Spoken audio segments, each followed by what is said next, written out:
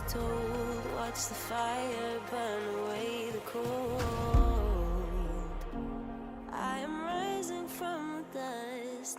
Despite how much we lost, you will not take away my strength. You will not take away my strength.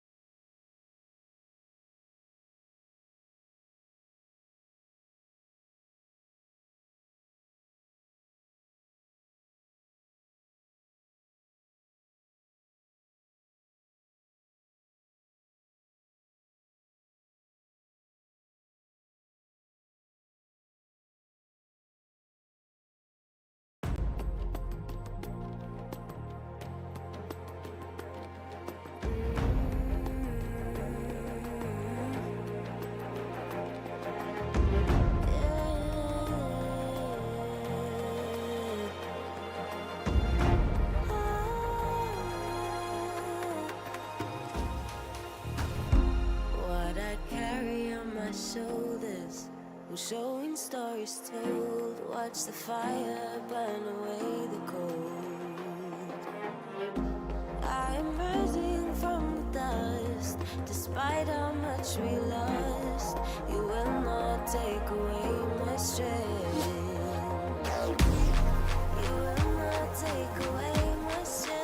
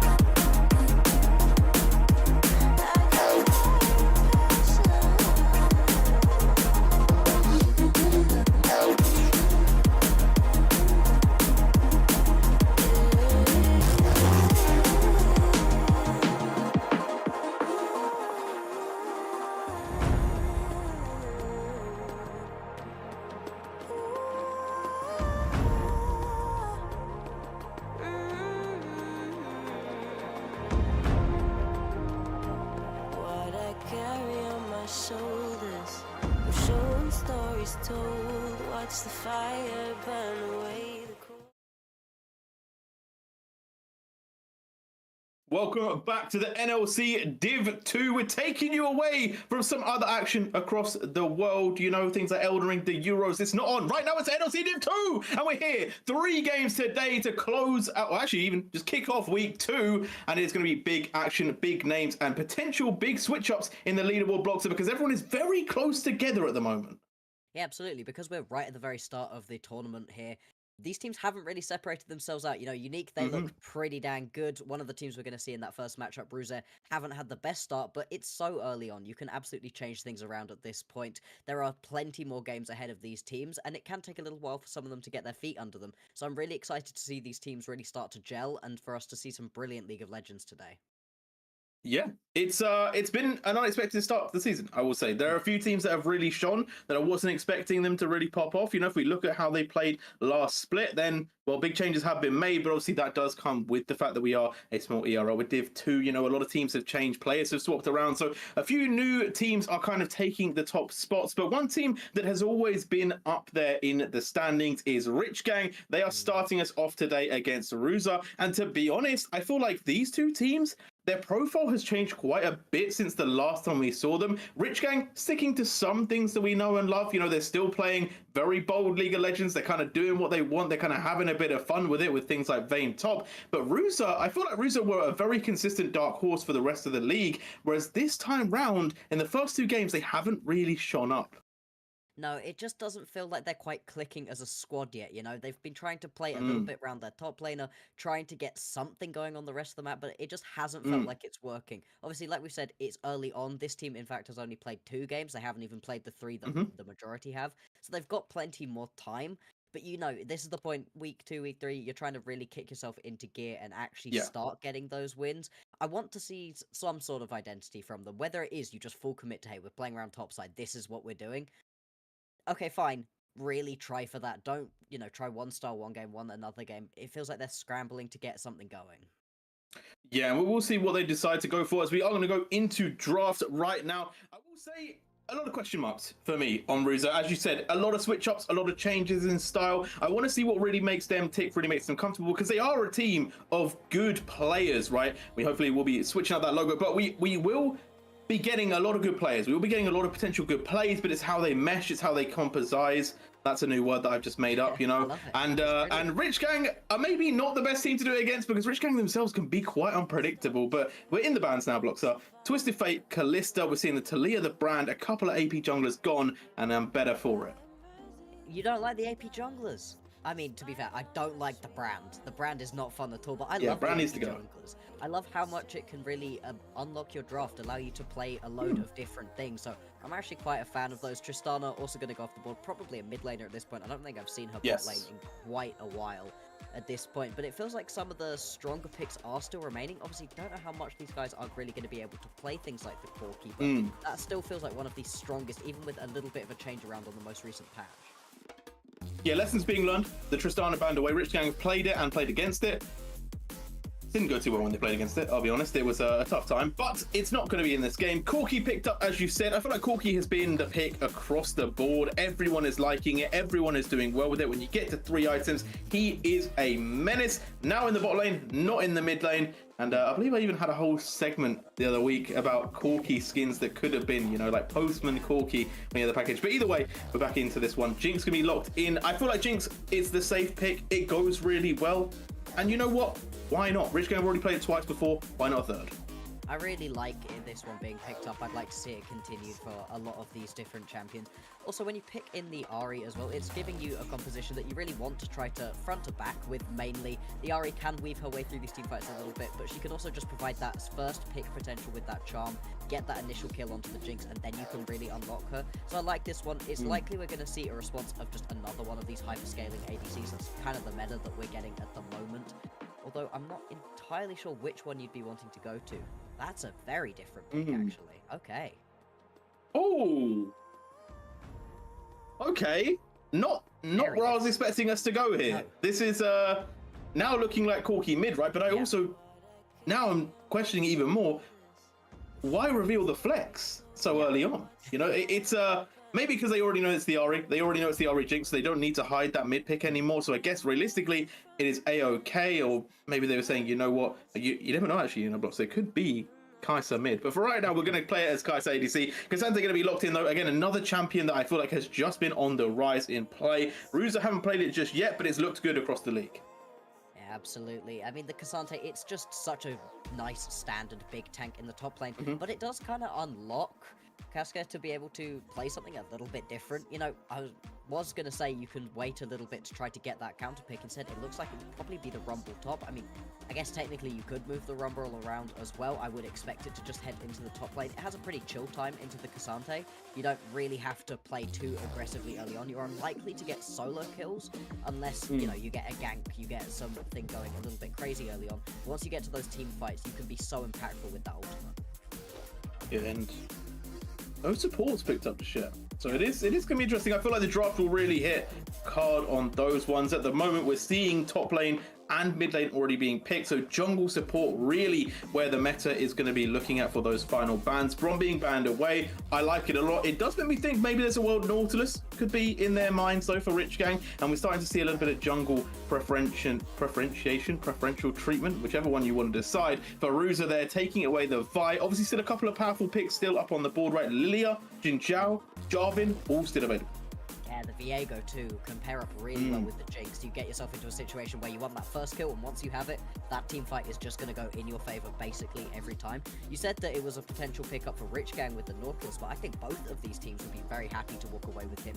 He's pretty good into almost every single matchup and just works with the majority of compositions. I really like it alongside the Kai'Sa if it is going to be the Kai'Sa down in the bot lane. You can get very aggressive early on and try to punish this Jinx before she hits her power spikes. It won't be banned out, so they could potentially take it here. If not, I would expect Rich Gang to pick it up to pair it with the Jinx. Yeah, I'm trying to think what I like the most, right? Because Nautilus has been played by the Rich Gang 3 times, right? They're comfortable on the champion. You don't want to give it to a Kai'Sa, so it feels like a win-win. But then there's also other thoughts I have. Like we've seen Thresh already being played, right? Come out from Ruza. So maybe they want to lock that one in, but they're actually hovering the jungler first. They're going to go Lee Sin to bring that one back. Early game jungle in the house. Yeah, and I mean, you said it right. They like to get those little bit of ego picks. They like to show that they are better than you. They can hands check you. And I think Lee Sin's that perfect pickup right there. We'll see how good the piloting is going to be. This hover towards the Vayne would be crazy. Not expecting that one to be locked in at all. What you're really looking for right now is just a standard heavy gank jungler. That's not standard. Can heavy gank, though. That's aggressive. I mean, with the Kai'Sa, the Corki, the Nidalee, your poke is disgusting with this composition. You don't want to step up to any of these Drake fights right now as Rich Gang, especially without a tank to be able to face check. But those team fights are going to be real tricky once you actually get the engage off. The Nautilus will come through. I like the Nautilus. I don't know how I feel about the Nidalee. I'll be honest. I think that there isn't that much setup for Nidalee, right? Like, how are you ganking mid? How are you realistically ganking top reliably, right? The spear throw is not going to be in your favor. You're going to mainly play for the bot side, which, yes, great, get Kai'Sa ahead, but putting your options low. Yeah. And I mean, this feels like a jungle matchup from what, like 5 years ago at this point? I don't remember the last time I've seen a Nidalee and a Lee Sin in the same game. It's going to be really, really interesting to watch these junglers. I mean, they are going to have to gank really early on to try to get yourself that little bit of a lead. I really don't want to see either of these junglers just sat in the jungle farming up. I don't think that's where you're going to get the best from it. But like you said, the setup isn't great. To be fair, the setup isn't the best for the Lee Sin either. I mean, you're reliant on a charm from the Ahri. Bot lane, obviously, is going to be brilliant to gank you into a Nautilus, which makes things a little bit trickier. But the rest of your lanes don't have the best setup, so I think it's going to be really tricky for both these junglers, and it's going to be on which of them gets the initial kills to really make this explosive, because the rest of the map, I'm not seeing massive solo kill opportunities in the individual lanes, and the bot lane could end up being a bit of a bloodbath. I'd like to see junglers pathing there. Obviously, it's person to person, right? Yeah. Panda maybe said, you know what, I'm not feeding the Karthus, I'm not feeding things like Lilia, so maybe the Nidalee just works out better for them. So I do recognize that not all players play all champions, right? I just am a little bit surprised that they went for the Nidalee here. I think that there was maybe a couple of other picks they could have gone for. I'm also a little bit shocked that Rich Gang handed over the Nautilus, to be honest. Like, considering that they were going to pick Leona and not something particularly crazy. I thought they could have locked in that Nautilus for themselves, maybe made it a little bit more difficult for Kai'Sa. But all in all, I think both teams are pretty happy with their compositions. I do think that there is a lot of facility from both sides, right? I think that realistically, team fight, if I'm going to give it to either side, though, does go slightly more towards Rich Gang for me. I think the setup coming in from the Rumble plus the Leona, it's pretty nasty. They don't have to commit that much, and they can already burn you to half HP.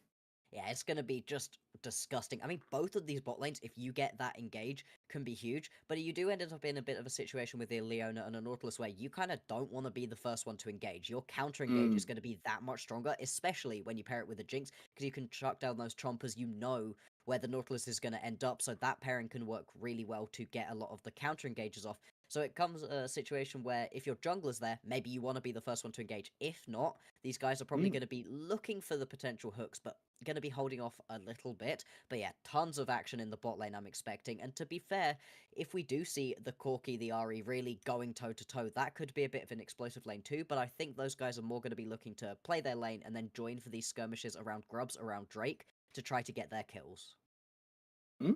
Well, like you said, I think the big things we want to focus on, the TLDR, in case you guys, I don't know, muted or were late or whatever you guys at home were doing, that you weren't paying attention to our breakdown of draft. Essentially, I feel like early game jungle presence, right? That's what we want from both sides. I think it is going to be interesting where they pass. Obviously, we both talked about bot lane being really strong, and that's where we're anticipating most of the action to happen, because realistically, I think mid lane is going to be quite difficult to gank in general, unless we're seeing some pretty nice charms being hit from the side of Rich Gang. And then on that top side, the Rumble versus Cassante, I feel like that's just going to be left on their own. Maybe a couple of ganks here and there, but realistically, bot side, early jungle pressure.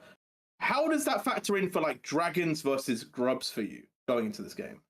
Oh, the thing is, with loads of bot lane action, you'd love for it to be Drakes that you want, but I think at the moment in this patch, the Grubs are kind of the stronger option. If you can get that 4, you're going to be in a really strong position to be able to just push through those towers. I think both of the compositions would benefit quite a lot. And then it comes up to what is happening with the Drakes. Is it just going to be some clouds? In which case, I just think they're going to be down there fighting. And hey, there's a Drake here. We might as well take it. Whereas if we do get some of those higher priority Drakes, then you're going to be wanting to play around those a lot more. And I could see whichever of the junglers isn't able to scrap as effectively. Potentially the Nidalee, if you fall even slightly behind, she becomes quite difficult. Just having to go up top, pick themselves up those grubs, and be happy with that as a trade, but conceding that pressure in the bot lane. So the Drakes and the pressure in the bot lane is kind of the duo thing that you're really interested in, not necessarily the Drakes as the individual buff itself. Okay. No. I feel that. I hear that. Also, I guess it's also a good tool to kind of get teams to force them into team fighting you. So I feel like Rich Gang are the ones that have to make a big decision here, though, because I feel like realistically, Rich Gang have a better composition for grubs, right? They have a couple of players that can split push. They got the Aura, they got the Rumble. They could definitely set themselves up for a 1-3-1, which obviously works perfectly if you get 6 grubs. But then there's also the angle for the dragons, where I feel like realistically, if Rich Gang play for that, then they can kind of set up some death bushes, right? Ari charm from a bush. You got the long range engage from Leona into the Rumble. So I feel like they kind of have that option of both. Whereas when I look at the composition for, let's say, Ruza, I feel like they set up much nicer for those team fights where they kind of want to be close together and realistically just want to play for those Drakes, because you got the Corki, you got the Kai'Sa, you want to kind of be together as a group. Yes, I guess Cassante could do the split push thing, so maybe Grubs is an option. But for me, I want to see the team fights from Ruza, and I also want to see the cleanliness from the game, because so far I feel like they've had quite like staggered games where they haven't really been able to get into the game post that kind of mid mark, and they've just been losing based on power of the enemy team just having a lot of kills. Yeah, absolutely. It's a kind of situation where, as Ruda, I like what the composition's doing. It's risky, don't get me wrong, but if you do get a ton of kills onto the Nidalee, then you can be really explosive, but you haven't really been able to find a way to play these games out yet. And so is going for a sort of off-the-wall composition really going to be the best decision? With Rich Gang, this is a very Rich Gang composition. I think all of these pickups are just the kind of thing that these guys absolutely love to play. We don't need a tank. That is one thing that I think could bite them a little bit, is you don't have a way to really face check into all of the poke potential that you've got when there's a Corki, a Kai'Sa. Those are going to be poking out really effectively. You need to be very careful to not overstep around these objectives. But that being said, they just love hands checking, and these are the kind of champions that absolutely can do that. I'm hoping for some really sickly sim play to sort of justify being picked up so early on. I mean, I love when a Lee Sin pops off, and I think that this is a good situation to be able to try do that in. Yeah, I think it's been one other Lee Sin around the league, maybe two. Maybe I just haven't missed one person, but realistically, it's not the most popular pick, right? I feel like Lee Sin was quite a few seasons ago where it was everywhere, or potentially just in the LPL. But I think it's a sentiment where it definitely can still have its place. I think that it's a good one to have locked in, especially considering that you wanted AD, right? Because you got two AP solo laners, so realistically, you want to mix up that damage profile. So I do like the Lee Sin here. I'm thinking if there were any other junglers I would have preferred over Lee Sin, because obviously there were a couple bans like the Vi coming out. For me, there is still a take where maybe Jin Zhao could have been more of a premier early game. Like, does do a lot. Also, could have kind of survived a bit longer against things like the Corki and the Kai'Sa with the range damage. So I guess there's an argument that could be made for that one. But let's get into game. Let's see how these comps that they've chosen do against each other. Rich Gang versus Ruza to kick us off on game one today on a Friday afternoon. What else would you rather be doing? Nothing. Absolutely nothing. This is the best way to cap off a long, long old week. And let's see if these teams are going to get hyphy during the early stages. I mean, I don't think so. Neither of these teams have brilliant level 1 invade compositions, but you never know with these kind of teams. And sometimes the fact that you don't have a good invade composition maybe makes it even more dangerous, you know? Because no one's expecting the invade. Also, I've got to say this, right? I said it last time we were on cast. I'm still shocked that Annie bot doesn't play Annie. It's awful. Why would you have your why would you have that as your name? I mean, that's another bait and switch. You're saying with the bait and switch of the invades again. You see that and you're like, wow, it's an Annie one trick. I'm so sad that they're not on Annie. They're clearly going to be terrible, and then they destroy you. Yeah, because so far they played Yone. Like Yone, I feel like it's the least close to Annie that you can get. And now they've also played the Corki. They've also picked up the Hui, right? Hui also a pick that I feel like has been around a lot in our league. You know, Hui definitely on the higher end of being picked up often, as we are going to see both junglers here starting topside. We talked about the bot lane pressure. We talked about the early jungle pressure that could potentially come out of these comps. And I do like this deep vision given by Corki. They will see the Lee Sin starting on Raptors. It's really good to know where the Lee Sin is. Like we said, you could assume that he's going to be heading towards the bot side, but there's always an option to try go up to this rumble. The gank setup isn't great, but the amount of damage that these two champions can pump up during the early game is insane. So there is always the option that you go up towards the top lane, try to get a kill onto the Cassante. Then you could probably just leave this rumble alone, allow him to just sit in his lane, do your thing, and head down to the bottom lane. I mean, there's always a potential, I guess, for a level 2 gank, but I really don't think that's what Slice is going to be looking for. Instead, as we were saying, this bot lane is likely where it's to be most explosive. Unlikely that you want to be the first one to engage in the individual 2v2, but there's always an option that's, you know, Exanon steps a little bit too far forwards, and then you're going to be in a great spot to be able to just try to kill this Kai'Sa. If not, if you can get rid of that cleanse before the initial ganks come through, that could be huge as well. Yeah, a little bit of pressure. Well, maybe it's too early, actually, Bloxer, to say there's pressure on teams picking up wins here. But obviously, Rizzo are looking for their first one. They're going to be playing quite a few games over the next few days. So I think that they are going to be catching up with other teams. But starting it off now with a win would mean quite a lot for their Week 2 performances. As right now, Rich Gang quite happy to heavily push this bot lane in. They must anticipate that Nidalee is going down there, but so far, no actual vision to confirm it, and they will have the Lee Sin to back them up. Absolutely, and it's always a really interesting thing on your point with saying pressure early on, but obviously wins right now mean just the same amount as wins later on. It just feels like there's less pressure on you, but if you can pick up a ton of wins early on, that is just as good for guaranteeing getting you into the playoffs, which is obviously what all of these teams want. You know, you don't want to be a team that wins all of your first half matchups, loses everything later, and then loses in the first round of the playoffs, but I still would like to see teams pick up these early wins, if only for that little bit of extra confidence, you know? You don't want to be going into the first couple of weeks 0-3. That feels really bad for just the morale, the confidence for these teams. We'll see if Rizzo can make it happen. I also, schedule is a tough one. I will say Rich Gang have looked like one of the higher echelon teams in general, so maybe having both Rich Gang and to play unique in the early draw isn't necessarily the nicest, as we are going to see Panda on the bot lane gank there. Not going to be able to get it just yet, but Benino able to get the hook back, and quite a bit of damage is dropped onto Kansky, able to once again avoid the spears though, so we're going to go down. As talking about damage, Typical is doing just that. The Rumble really showing what they're made of, heating up that top side. It's a really interesting top lane matchup as oh, hang on. We're going to see more explosivity in the bottom lane. Benino hitting that hook earlier did lose them quite a lot of health, but Kansuke is also pretty low. Oh no, they're too far up. They're going to get the center plate to get back. A little bit of space is bought, but Mirai going to have to flash that. It doesn't matter though. Panda with enough damage gets the kill under the tower. And first blood to Ruza. That was a huge amount. Oh, top lane, the burn. They're just dead. The ignite as well. They just die. Wow, that's not the ideal start up in the top lane. You do not want to be giving a Rumble an early kill immediately. Really lucky right here for Ruza that they're able to pick up that kill down in the bottom side. It goes over to the Nidalee as well, and I love Panda picking up that kill. It was, I think, a situation, unfortunately, where Kansuke thought that they were just about out, weren't gonna die, but you just have so much combined damage between the early game Kai'Sa and Nidalee that you're able to just burst them out. Died with the flash up, so could potentially have gotten away from that one. And because the Nidalee gets that early kill, you've already got those sorcerer shoes unlocked, going to be getting moving through the jungle that much faster, and just bursting people through, really effective, and getting that first gank ahead of a Lee Sin as well is just huge for the tempo of the game here for Panda.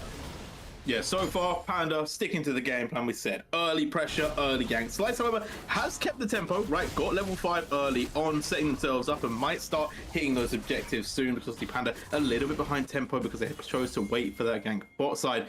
Let's see how that one unfolds. Right now, though, as you said, top side, a little bit of a concerning one because realistically, if you're Rusa, you want to keep pressuring bot side. You want to basically just keep snowballing this lead. But is there that thought blocker where you're like, hey, wait a minute, the Rumble is getting too strong for this point in the game? There is definitely, and because you do have that early set of sorcerer shoes, Panda could head up top lane and I think relatively easy kill typical. Doesn't have the ignite, doesn't have the flash, obviously a very immobile champion, doesn't have the level 6, so is a little bit scarier to gank. But I think that could be a potentially really good gank option if Panda wants to go for it. Slice, I think, potentially reading that, also wants to get on top of the grubs anyway, knows that the bottom lane pressure isn't going to be his. And straight onto that as there's a gank there. Garrosh able to stay alive though, able just to get themselves out with that ultimate, just leaving the vicinity and also buying a bit of space for Slice to keep doing these grubs. I think the grubs will be secured, and like I said, it's a nice trade. Now we might end up just seeing the 3-3 trade a little bit later, but in my mind, Rich Gang could potentially just go for the pressure here for the 6, but we are going to get a gank followed up as well. Garrosh able to get the charm down, but Slice just a little too far away. Yeah, just going to help out the mid laner, push through. Slice not really going to be able to get onto this one, as Anibot's just going to get away from this. There are both junglers hanging around this bottom side. Korosh has pushed in the lane, so he's going to be able to roam around as well. Could potentially have been a Drake play, but I just don't think the timing was ideal for Rich Gang's bot lane. They didn't want to lose tempo. They need their bases right here. And in fact, the little bit of walking around is just going to force them back into the lane. So you're sat without too many items. Xmon's going to be in a good spot to try to fight back in this lane at the moment. And with the junglers both hanging around in the bot side, again, it's so risky for both of these teams. Whoever pushes up is immediately under threat from the opposition's jungler. And you can really feel it in the way that waves are just getting pushed through and people are immediately running back. They don't want to be the next kills going over to these snowballing junglers. Yeah, respect on the early game potential, and I will say there has to be a little bit of respect in mind for Panda because they are behind Slice. If they do meet in a 2v2 or a 3v3 fashion, there is actually a massive advantage for that Lee Sin having the ultimate available and that level 6. So I do wonder how Panda decides to navigate, because at the moment we are starting to see the top lane get choked out. Typical is gaining quite a big lead already has the kill, now getting the CS, and it's setting up for a high control on the top side, which just means realistically Grubbies should be secure. Absolutely, but I mean, talking about CS, while Panda was able to get that kill, gets a good chunk of gold, that is also a 20 CS gap for Slice too, so... Ooh, hang on, top laners are going to gank. Theodore moving forward. Panda, as you said, is there, but we are going to get Slice coming up, and look how much damage Typical has done. The Ignite is ticking over. Theodore is low a little bit more, and they will fall, and Panda could be in the same. Mirai with the rocket cleans up, and Typical holds strong. Slice barely even getting involved in the 2v1. Oh, this is another Rich Gang hands check, it feels like. What a brilliant rocket right there for Mirai. From that distance, during a fight that chaotic, it's so unlikely that that one's going to hit. Brilliant snipe right there. And the fact you're actually able to walk away as well is just devastating for the chances. It's going to land down bot lane. I doubt that's going to turn into too much. Indeed, it is not.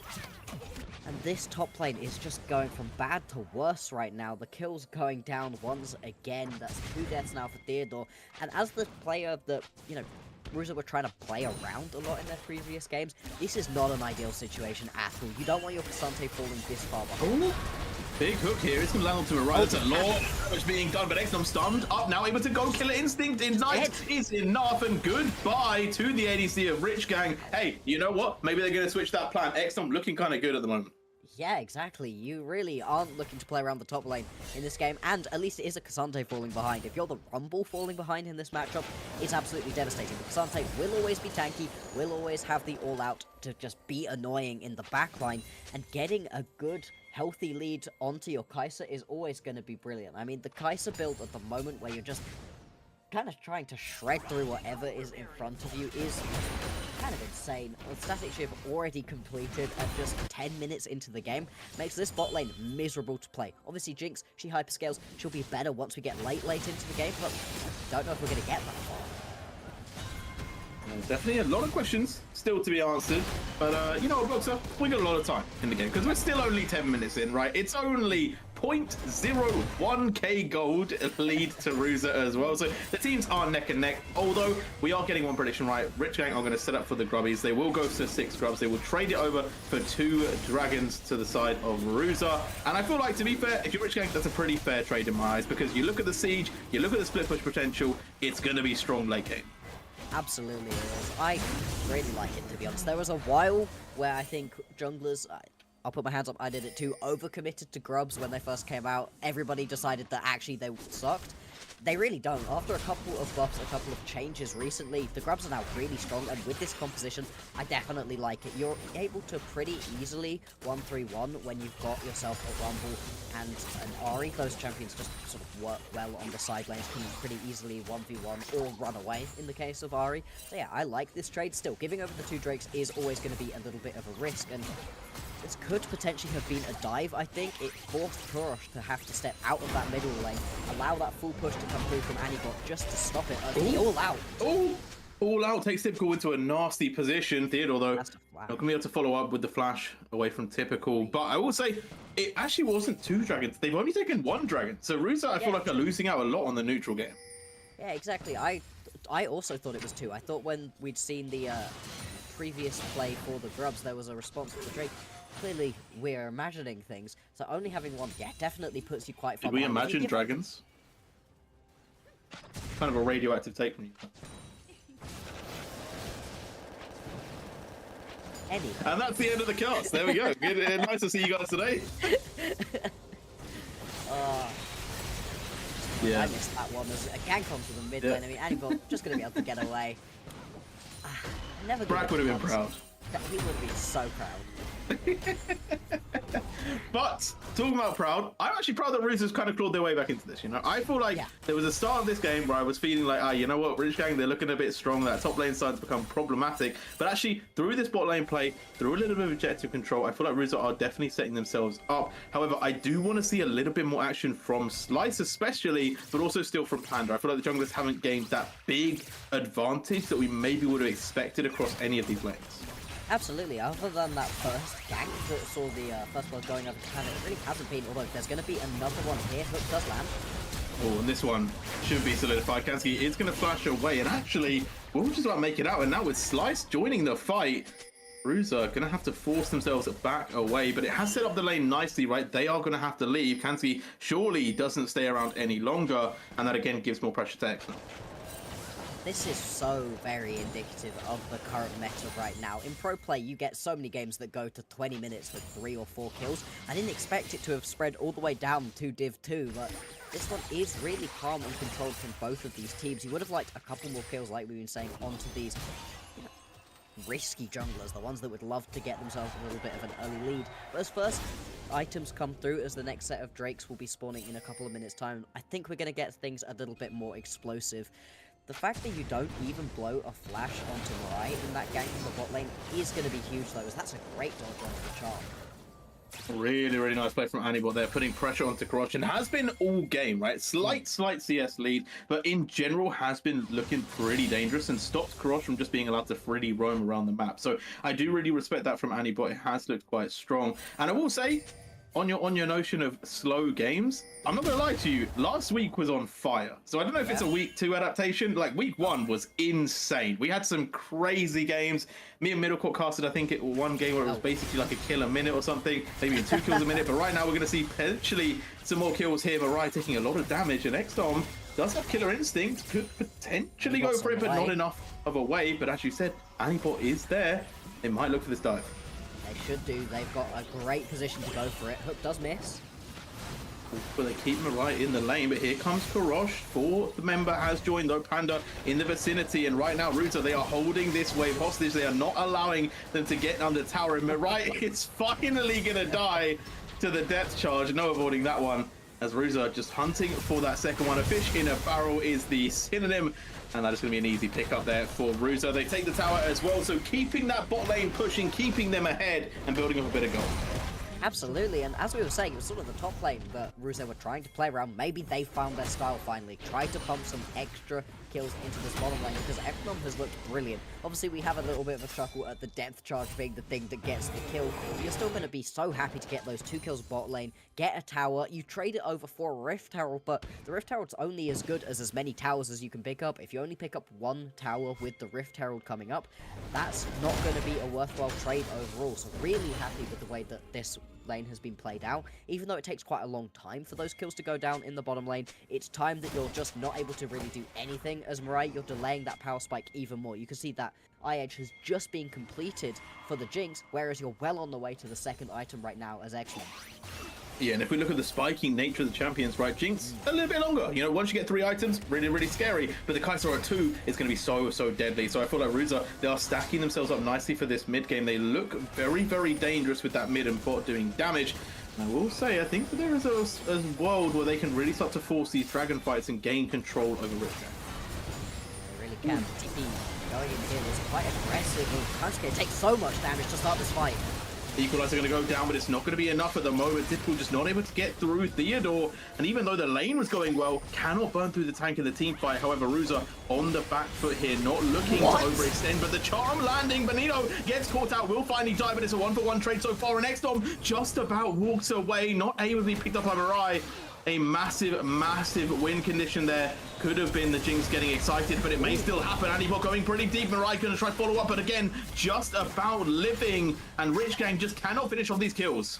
The poke from both of these compositions right now is crazy. We spent so long waiting around in this river, dealing damage to each other, not quite finishing off on kills, that Kansuke has been able to respawn and rejoin this fight. We're also going to see a TP coming down into the bottom lane right now, matched. So 2 TPs down bottom side, and you can tell both these teams really do want to get this Drake. Everybody has to take a reset, buy a couple of items, and come back into this fight.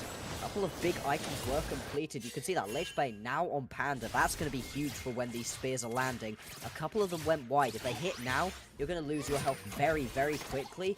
And Benino, I loved some of those hooks that they were landing. Just incredibly accurate with them, getting them onto some key targets. Still though, it looks like despite all of the early pressure bot side that Ruze had, they're just going to have to concede this Drake. So it is going to be 2 Drakes apiece after the first 20 minutes of the game or so. And I'm surprised. I'm not going to lie to you, Bloxer. I don't really understand why Ruza decided to give it up. I feel like they looked like the stronger team in that team fight, and they were kind of setting up to potentially win. So yeah. I don't know why they gave up that second dragon, but they have. We have to move on from that. Third dragon going to be the Ocean Soul. So pretty nice one to start stacking up. We'll see how the teams play priority around it. I think realistically, Rich Gang is just going to utilize it to start fights. Yeah, absolutely. I think they would love to just keep rolling. You can see a hook does go down as we're also watching the dive bot lane. That's just so a kill. much damage. Oh. Mid lane too. Look at Typical's health. And you know, in a bit of trouble here, will stay alive. And as you said, Typical almost getting hit with the static shift proc, but will just about survive. Panda still not able to land those spears, and XDOM getting aggressive. Kansuke so low, the burn just not enough. And now here comes Theodore, but doesn't manage to kill anyone in the backline, but will take Mirai to the front of the team and pick up one for them. Mid tower under threat, and Rich Gang starting to fall apart across the map as we now see Slice being chased by Theodore. Yeah, Theodore jumping into that fight. I really thought that he'd gone too deep there. Instead, it was absolutely perfect. Just grabs the healthiest member of all of them, brings them into the front line, like you said, gonna pick up a kill and that mid lane tower, so that's a huge amount of map pressure unlocked for Ruzer too, and you wouldn't think that this was our 0-2 bottom of the table team right now. They look super good in this game, especially with that second item now completed onto the Kai'Sa. You've got the static, you've got yourself that Rage Blade. I'd say you're at your absolute most powerful right now relative to the rest of the map, and Exonom is just going to have to carry this one through. I really, really like what Ruzer are doing, and it feels like every time Rich Gang try to hands check, they're just not quite able to. You know, there's so much poke coming through from this Ruzer composition and no real tank to be able to absorb all of it. But you see, the one tank you kind of do have, the Leona, ends up on half, even less health before these team fights start, and then isn't able to be that engaged that you really need her to be. I feel like it's a time thing. I think realistically, Rich Gang, they're just not in their power point at the moment. And I feel like if Ruzer do allow Rich Gang to snowball up, then they may be in some trouble. But if they keep this tempo, keep this pressure, keep pushing this advantage, they can definitely start to close this one out and cause Rich Gang to be in a very dangerous situation come the next 5 minutes or so. Obviously, next dragon going to be spawning up in 2.5 minutes. Baron just about to be on the map right now. So the stakes around team fights going badly are starting to increase. I mean, geez, if we do go to 25 more minutes, then it is definitely Rich Gang's composition that I'm preferring. That scaling goes crazy. Oh, look at the damage that that spear does. A good third of Mariah's health just taken off immediately. And that puts you in a really rough situation. Obviously, an early Baron right now would be incredibly risky, you know. I think you're going to need to win a team fight at this point. It's unlikely you're going to be able to just steal it away. But both these compositions are going to absolutely shred through the Baron if they can get on top of them. In fact, Ruzer, they don't want to win a team fight. They're going to head straight for it. There are question mark pings onto the area. No, they do have a wall, so they know this is happening. Still, though, look how fast it's going down.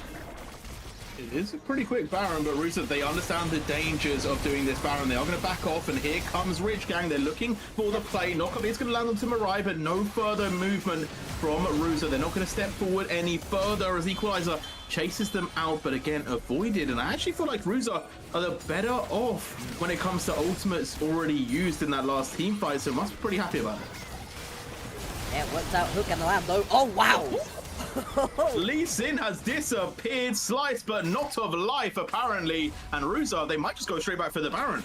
Yeah, of course. If they were willing to do it even when the Lee Sin was alive, this is going to be a brilliant situation. Like you said, with a ton of those big teamfight ultimates gone, it's really unlikely that the Rich Gang are going to be able to do anything at all. You could potentially try for a miracle steal with that Super Mega Death Rocket, but beyond that, it's just going to be a Baron over to Ruzer, and this team are just showing up right now. We knew that Rich Gang were vulnerable. They had lost a game.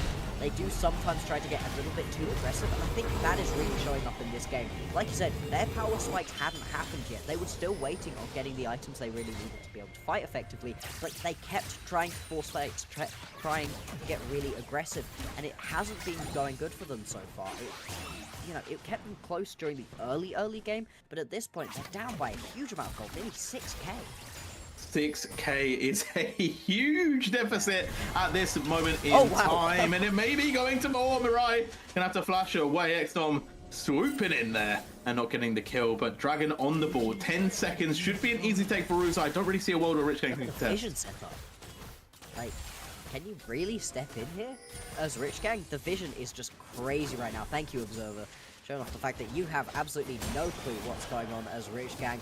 Benino gonna try Trace onto Slice, obviously just gonna be able to water pop back over the wall, but even his own jungle is not available at this point. Everything being stolen away, this Lee Sin being starved of farm and XP right now, and you can always fall back to go and pick up this Drake. I like the press that Ruzer are doing right now. Use the Baron buff to the greatest extent you can. Yeah, they know the Dragon Soul isn't really the win condition here. You know, it's going to be another 15 minutes before either team could even get close to it. And realistically, Baron power play is much more important. A minute and a half still on that buff. We've got the split on the top side as well as the bottom. We're seeing a dive coming up from Theodore there. Might be a little bit more than they could have chewed though, because Typical is starting to run them down. Theodore might be in big trouble here. The shot's going to come through. Will get over the wall though and away from Typical. That Super Mega Death Rocket as well could have been a little bit spicy too, just about does not land. He did blow the flash though off of Theodore. Typical loses it too, so that could be pretty huge for this upcoming team fight. The Drake does still live as we're going to watch the junglers 1v1. Panda getting kicked around the map, but it's not going to be enough damage, and now Slice actually the one on the run here. TP from Theodore will dissuade them enough as well. once again. Oh, actually, we may not be done right here, Blocks. It may be more. Slice just about gets over the wall. And Ruza just apply the pressure to the mid tower. Yeah, they're just able to keep pushing these wave forwards. They really are using this Baron buff very effectively right now. They've taken a ton of health off these towers, even if they've not been able to actually kill onto all of them. This mid lane tier 2 will be going down nice and easily. They can continue threatening onto this bot lane as well. And like we've been saying, they've always got this Drake to be able to fall back to. Just going to use the last little bits of this Baron empowered play to get this bot lane tier 2 tower down. And then they can peel back, pick themselves up the Drake, take a reset, and they're going to have a huge amount of gold in their bank. Tier 2's taken now. Here comes Rich Gang looking for the aggressive play, but cannot get onto Annibot. 3 skill shots missing, and Annibot walks away. And now no ultimate for Kanski as well, so the engage is limited, and we are seeing the potential re-engage. Panino not going to be able to land just yet, but there's a big knock-off onto 3. Kanski disappears, and goodbye to another member of the team. Typical now, the next one on the list will fall down. Karosh and Mirai running away, but do not get far. Mirai taken down at last, and it is going to be Ruza in the base, and they might even look for the end.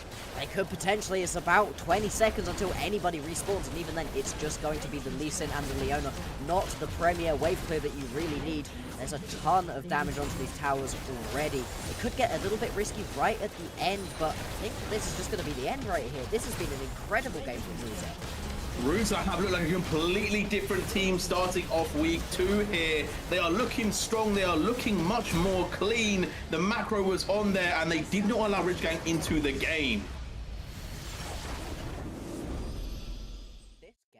Felt way closer than it looked, right? Oh yeah. You look at the end of the game, that end game screenshot that they're gonna have to send through, and you see 4 kills, 4 whole kills on Rich Gang. You're like, wow, that was a complete stomp. And it kind of was, but at the same time, every single one of these fights felt like it was 1 or 2 kills away from going completely differently. You know, 1 more kill for the Jinx to get excited, away from going completely wrong for Ruza, but they were able to just skate that line. Like you said, and I think it was such a brilliant point, they were fighting too early as Rich Gang. They went way too early, and they just kept fighting. They never decided, hey, we're just going to sit back and chill. Instead, they kept going for the fights, kept trying to find that one miracle play, and unfortunately, they just didn't have the items or the damage to be able to do it.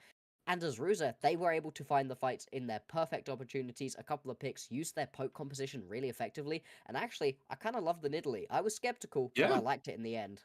No, it worked out. You know, like I said a little bit earlier in the draft, sometimes players just have prepared picks that just look better for them, right? People could argue maybe Karthus would have been better here, maybe X-Pick would have been better there, like I said earlier, but realistically, they looked good on the Nidalee. They made it work, they made it happen, so why not? If it works, don't fix it. They're able to get it done. Now, what I will say is, Ruza, they did exactly what I wanted to see from them. They started off with a game plan. It did look a little bit shaky at the start, I won't lie. It wasn't all smooth sailing, but they were able to really execute on the points of the game where they got strong, right? They got the Kai'Sa ahead, Corki was slowly building a lead, the mid-game spike came, and they really amped on the pressure. They acknowledged that Rich Gang, they're going to scale a lot better than us in the later stages. We're not going to let them get there. We're going to make the play happen. They pushed for an early Baron. They got a good fight. They got the Baron, and then they were able to just take their lead from there. And I really like that from Ruza. It feels like they've really turned up another level coming into this week, and I'm excited to see what they have next to do. Because as we said before, last split, they were our dark horse, and maybe they're returning to that again. I really hope so. It's always a lot more fun when Ruza are good, when they are always scrapping, ready to take a game off of the top teams. And if you can do that, if you can be that kind of team that can take some off of the top ones, beat some of the lower teams, you're likely to get yourself a playoff spot. And I do love watching this team play. I think they may have found their identity play around the bot lane, because that was an incredible performance, and I loved how aggressive that bot Jungle duo was. I want to see more of that. Yeah, we definitely want to see more, but we will have a little bit more action from Ruza, actually, because we're going to get an interview from them when we come back after this next break.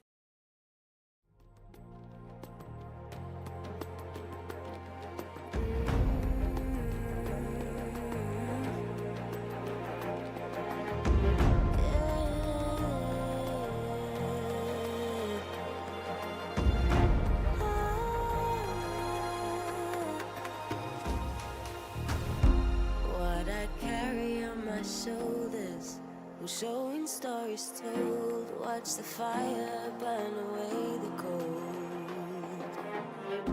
I am rising from the dust, despite how much we lost. lost. You will not take away my strength. You will not take away my strength. No.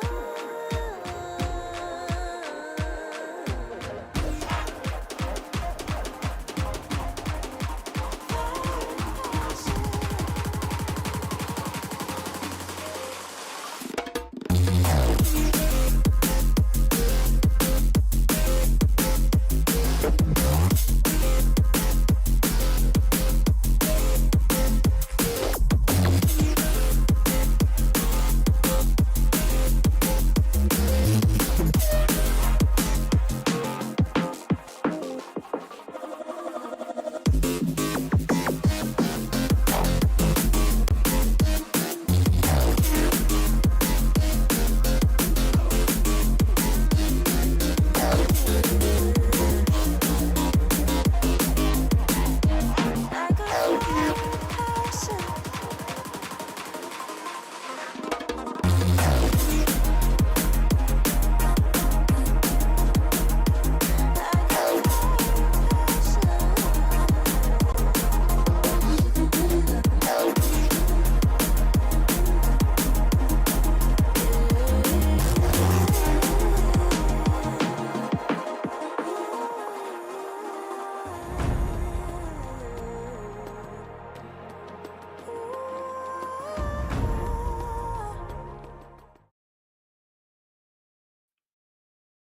And we are back here, joined by Ruse's head coach, Molto Cortese. I hope I said that correctly. I may have mispronounced the name, but here we go. You're in here. You've won your first game. What I got to ask you to kick it all off with is, do you feel like you're getting closer and closer to your style of gameplay that your team wants to kind of harmonize with? I think I will be honest. This week has been a hell of a struggle because we were expecting a tough start since roster got locked pretty late, and we were still figuring out what we like to play and what we really hate playing. So it was pretty hard. We were not expecting to end up 1-2, but still better than 0-3. And today, I think we showcased that we are playing a really nice League of Legends. So pretty happy with that. Yeah, absolutely. I really enjoyed the way that the team played today. And I mean, when we were in the draft phase, we were having a look at some of the picks, and we weren't entirely sure about the Nidalee. Can you talk us through why you liked it in this composition, if you think it's strong in general at the moment? I mean, if we see, of course, at like Asian teams, Nidalee is like super high priority, super broken, especially if like, I don't know, Canyon plays it or Owner plays it. So, uh, of course, we're not Gen G, so our Nidalee is not B1 material, sadly. But I think as long as like enemy team doesn't pick like super bulky frontline, and as long as my jungler is able to hit spears, then the champion does its job. And I think today it's been showcased, even though my jungler was a little bit drunk with like spear shooting. But still props to Zoning. Panda for like his spears. They were zoning. It was all good. Clearly didn't actually need the damage. And would you be able to speak a little bit on the bot lane, especially? Because we really enjoyed the way that they played right now. Super aggressive. What do you like about these players? Do you think they've got really high futures in front of them? Because they looked brilliant today. I mean, I will be honest with you. Exnom is a player that I know, a player that I've already worked with, and a player that I think he can very, very shine and make a very, very good impact on a game if he's put on his picks and in the angle that he likes to play. Banino is a player I wasn't aware of, like I didn't work with him before, but Exnom told me, "Yo, this guy is like good. I know him. I know he can like help me out. And if we figure out how to play, he's like crazy good." And we try outed him, and he was indeed crazy good. So Okay, fair play. No, I like to see how that kind of all came together. Final question from me. I feel like you're the guy to ask about the picks and bans. At the moment, obviously, we've seen a bit of a popularity with a few champions, things like Hui, Corki, Tristana. If there was one pick you could permaban from the whole game at the moment, which is it going to be? I don't know, bro. My mid laner plays all three, and he's giga broken and all three. What can I say? If they let us open, those are all picks in which we auto win the game. So let's keep them all and let us play them. Okay, fair enough, fair enough. Well, that being said, we are going to let you go. Molto, thank you very much for coming through for the interview. Good luck in the rest of the season, but we will see you shortly. For right now, we're going to go to a quick break. When we come back, we'll have game 2 underway.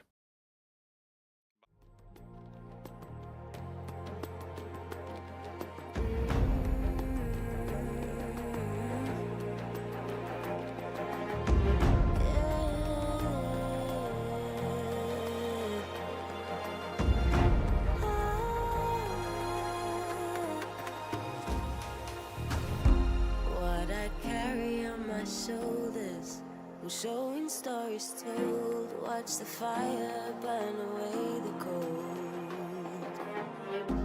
I am rising from the dust, despite how much we lost. You will not take away my strength.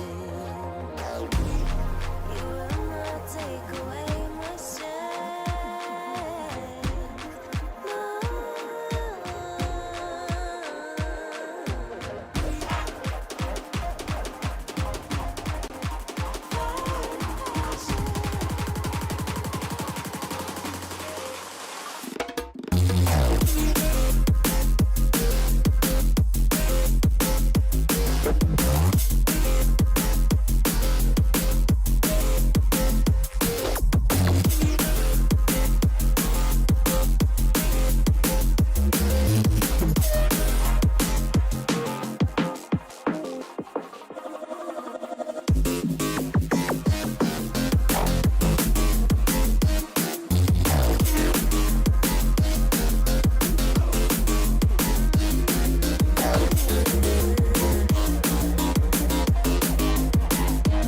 I got passion.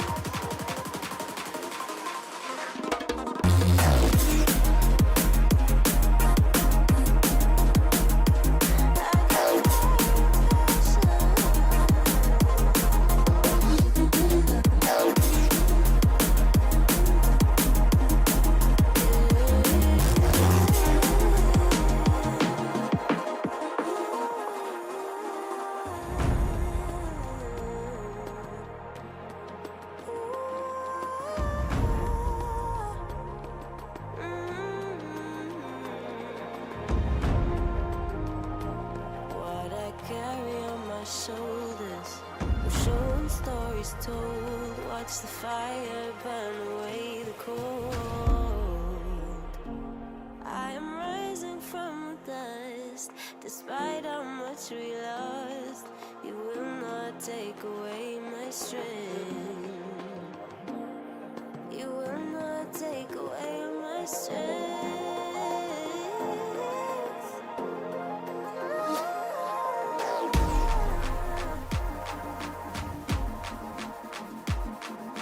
Fire passion. I got fire passion. Fire passion.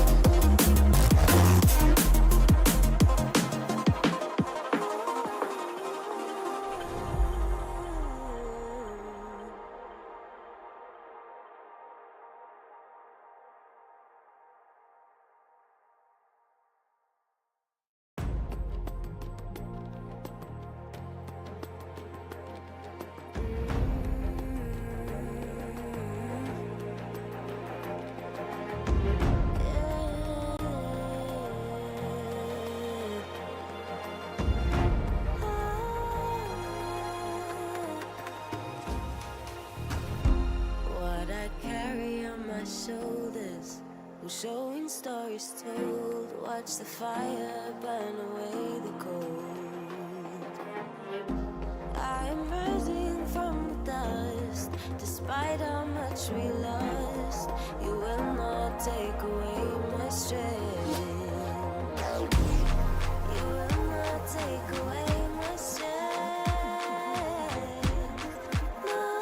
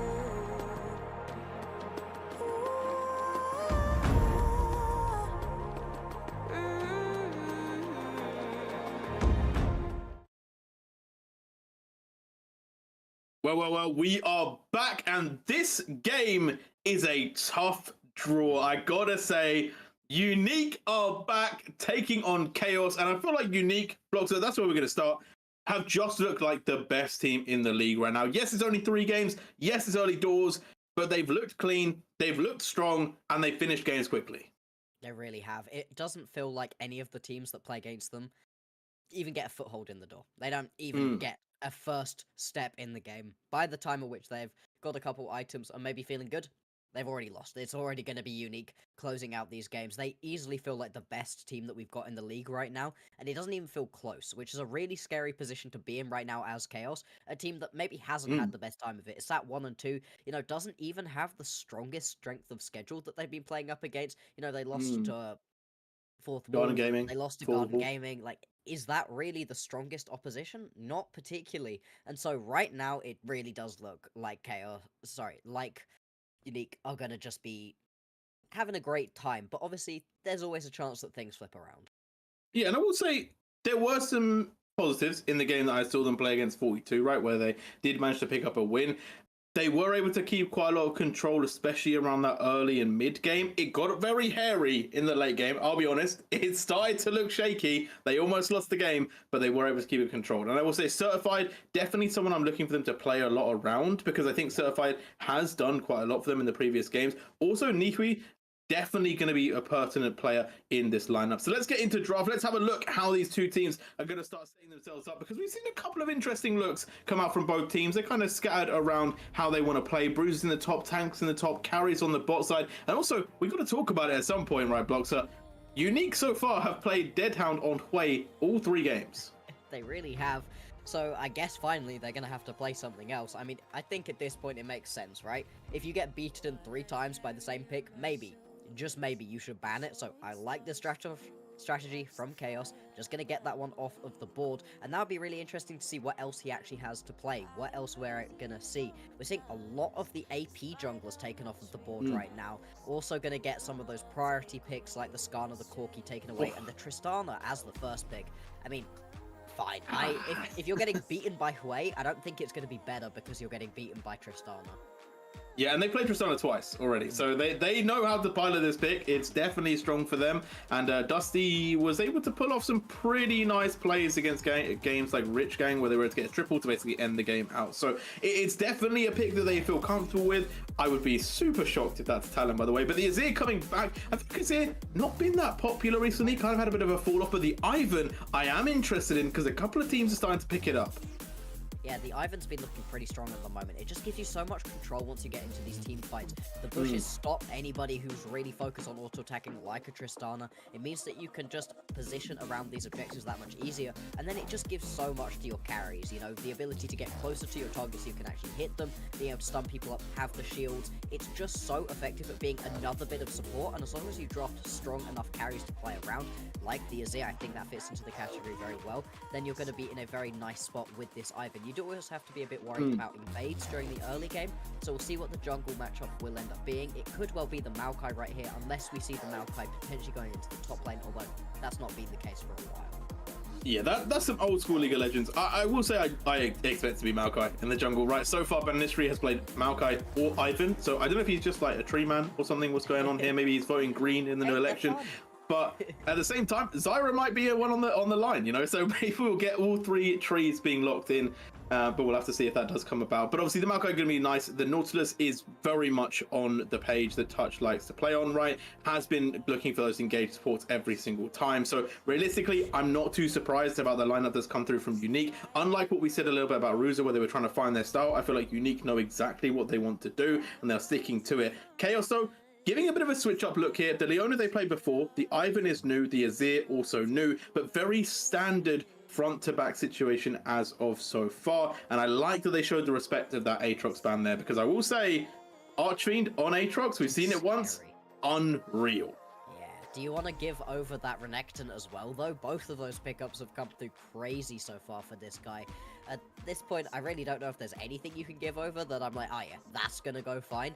We are still waiting on the ADCs. Usually you end up with your ADC much earlier on, so it's gonna be really interesting to see what is actually gonna be coming through. The Kai'Sa is gonna be taken off of the board. Like you said, the Jinx is kind of just the standard at this point.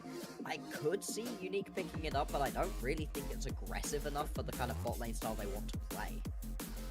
Now, I don't say this often, but I kinda, maybe this is crazy for me, but I kinda want to see Xayah being picked up from Chaos, because so far we've got a lot of moving forwards coming out from Unique, and I feel like, okay, yeah, you could say, well, J-Real, Leona wants to go forward, Xayah can't keep up. Hey, you know what? She can stun, Xayah can do the thing, but also Leona can just play defensively as well. Like, you don't have to send it on Leona. So I think that there is a world where maybe Xayah could look really nice for Chaos. At the moment, I don't know why Unique didn't ban, by the way. I don't know if production has any info on what that one was. But right now, it does look like Jinx is going to be the lock-in, which goes well, right? You've already got the Ivan, you've got the Leona, you've got set up to have a hyper carry in that bot lane. Yeah, you really do. It's one of those pickups that in isolation is strong at the moment, but when you look at everything that's been built around it, it's just going to be that much stronger. Like you said, the Leona, the Ivan, great setup. The Azir, while you can use that shuffle aggressively, you can also use it to get something off of the Jinx that you've gotten on top of her. So that can be really effective too. We'll see what this pickup from Unique is going to be. The Orianna locked in as well. Now, this is an old school matchup. I've not been seeing the Orianna and the Azir for a little bit. I'm not gonna lie, I'm thinking. Yeah. Is there a world it's Orianna ADC? It could be. It really could be here. Like, I'm not trolling at the moment. I'm genuinely considering the fact that Deadhound has played Hwei every single game so far. And we've already seen Dusty play 2 Tristana games, and when they didn't play Tristana, they played Jace, so again, another AD mid. For me, there is a likelihood that, you know what, this Orianna might still be ADC or APC, and they've got the Renekton as well. So Unique definitely building themselves up a pretty nice roster. Very standard situation for them.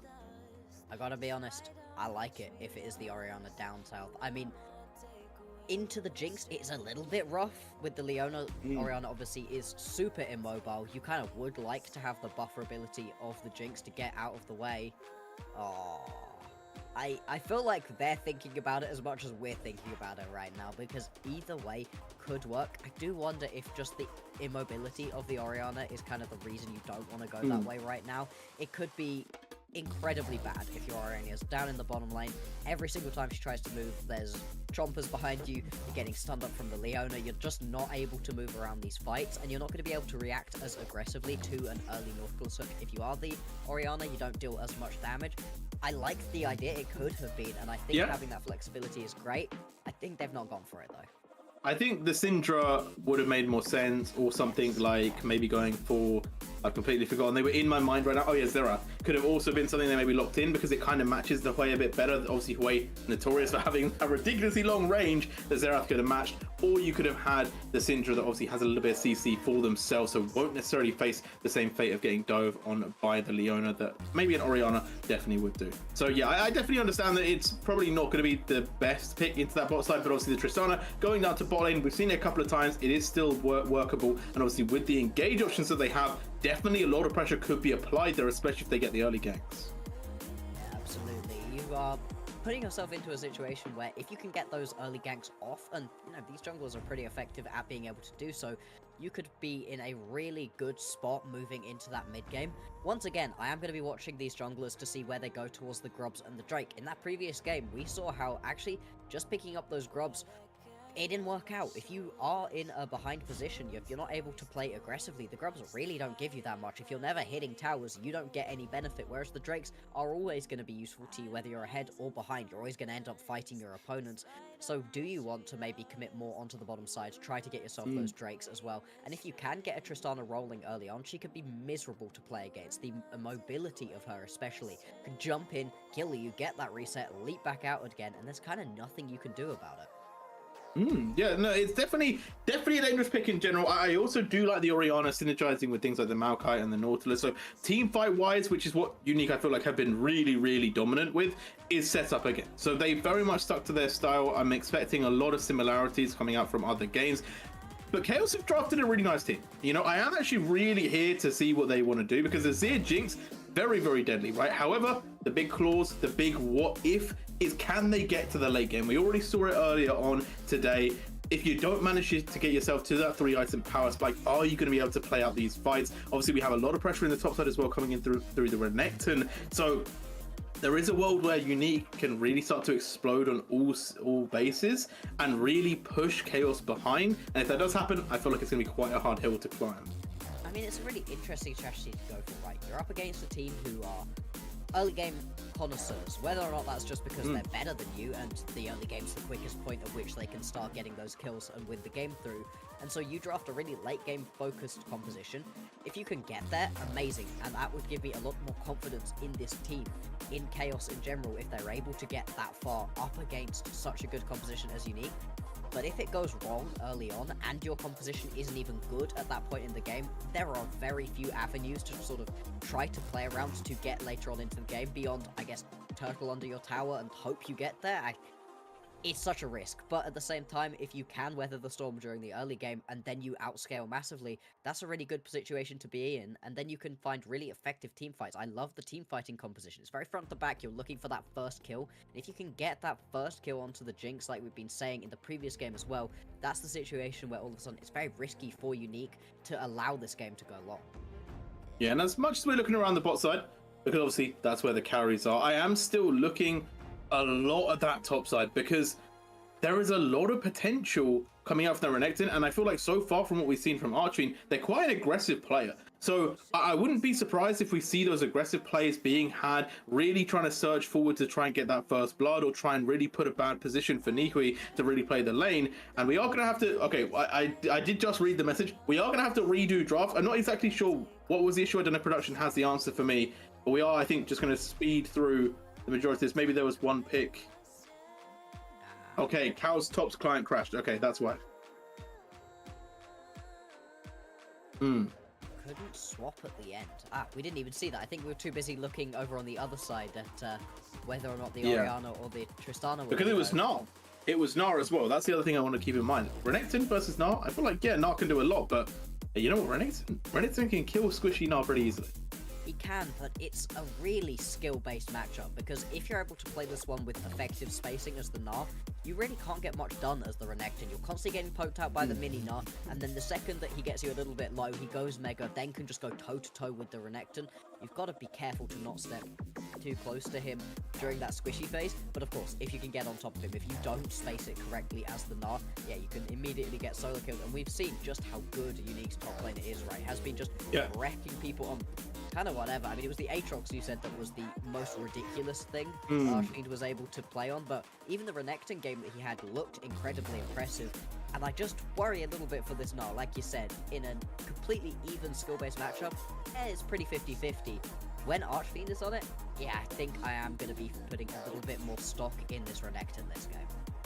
Yeah, but the Gnar, it's something they've played before as well, right? It's not kind of unknown. All right, Nihui has played this before, so I am expecting quite a lot of mastery, because I feel like realistically Gnar isn't in favor at the moment in the meta. I think realistically, if you're picking the Gnar, you must be kind of good at the Gnar.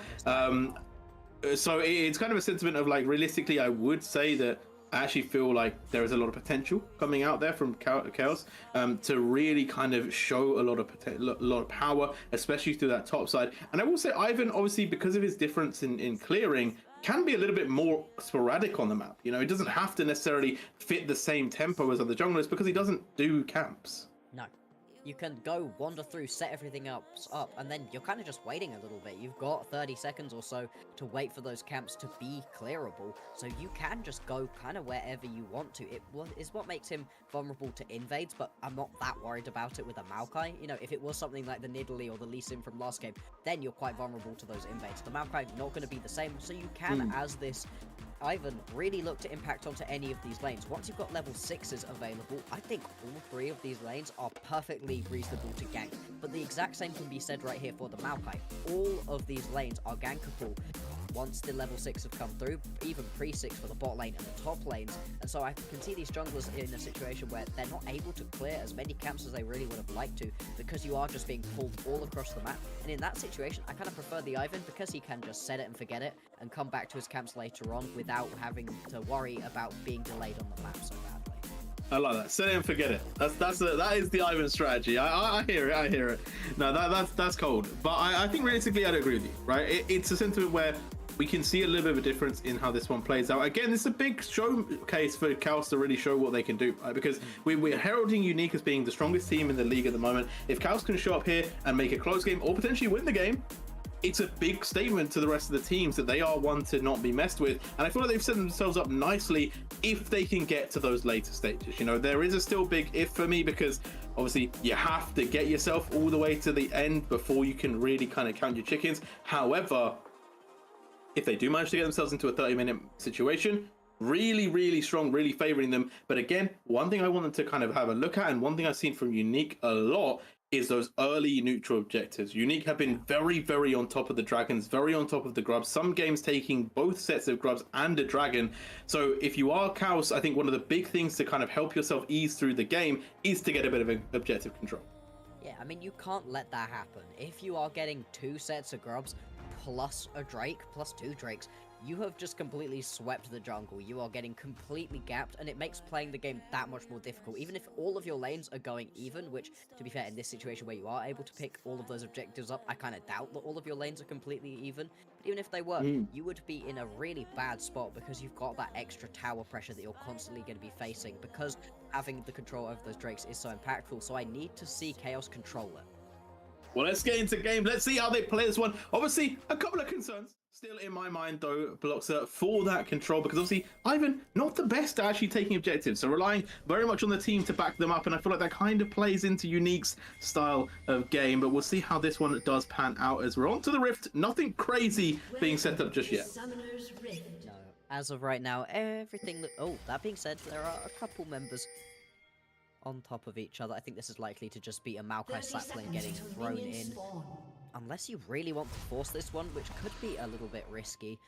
Instead, they are just all going to back off. I am fascinated to see where these junglers start. Like I said, the Ivan, a little bit more untethered than you are as the Maokai, but do you want to head down bot lane again and try to get these lanes going? We are once again in a situation where when you have yourself a Nautilus and a Leona, you don't really want to be the one who engages this fight. You want to be the second person to press your buttons. It means that you're going to have your opponent locked down for a lot longer, and unless you find one of those perfect engages, which is always possible with Snilla and Touch, they are brilliant at these hook-based champions, then you have to sort of wait and then go and pull the trigger. When the early game antics are happening here, I feel like they're trying to set Taxbig up maybe for an invade, or maybe just to keep Banistri in tab here, as we do see wards going down on both sets of Raptors there, and Archfiend still just looming around that top side. Hasn't gone back to lane just yet, but I think we'll just start as per now. Yeah, nothing too crazy is actually going to end up happening, despite the fact that, yeah, things did look like they could have gotten a little bit spicy, and with both junglers starting towards the top side, we could end up seeing that explosive play down in this bottom lane. Although it looks like for right now, Taxbig has just marked the red and the Raptors. I don't think they actually marked onto the Krug, so they are going to be in a sort of 3-camp situation. It's just going to be a little bit delayed. You're not going to be able to actually get up towards those Krugs for a while, and that's going to delay the level 4. So a bit of an interesting strategy right here. Unless there's some, new Ivan pathing that I haven't seen, I'd be really interested to see if we are going to get an early gank. Yeah, going to be going backwards to the top side. We'll be pathing down, so as we said, bot lane definitely going to be the site of pressure.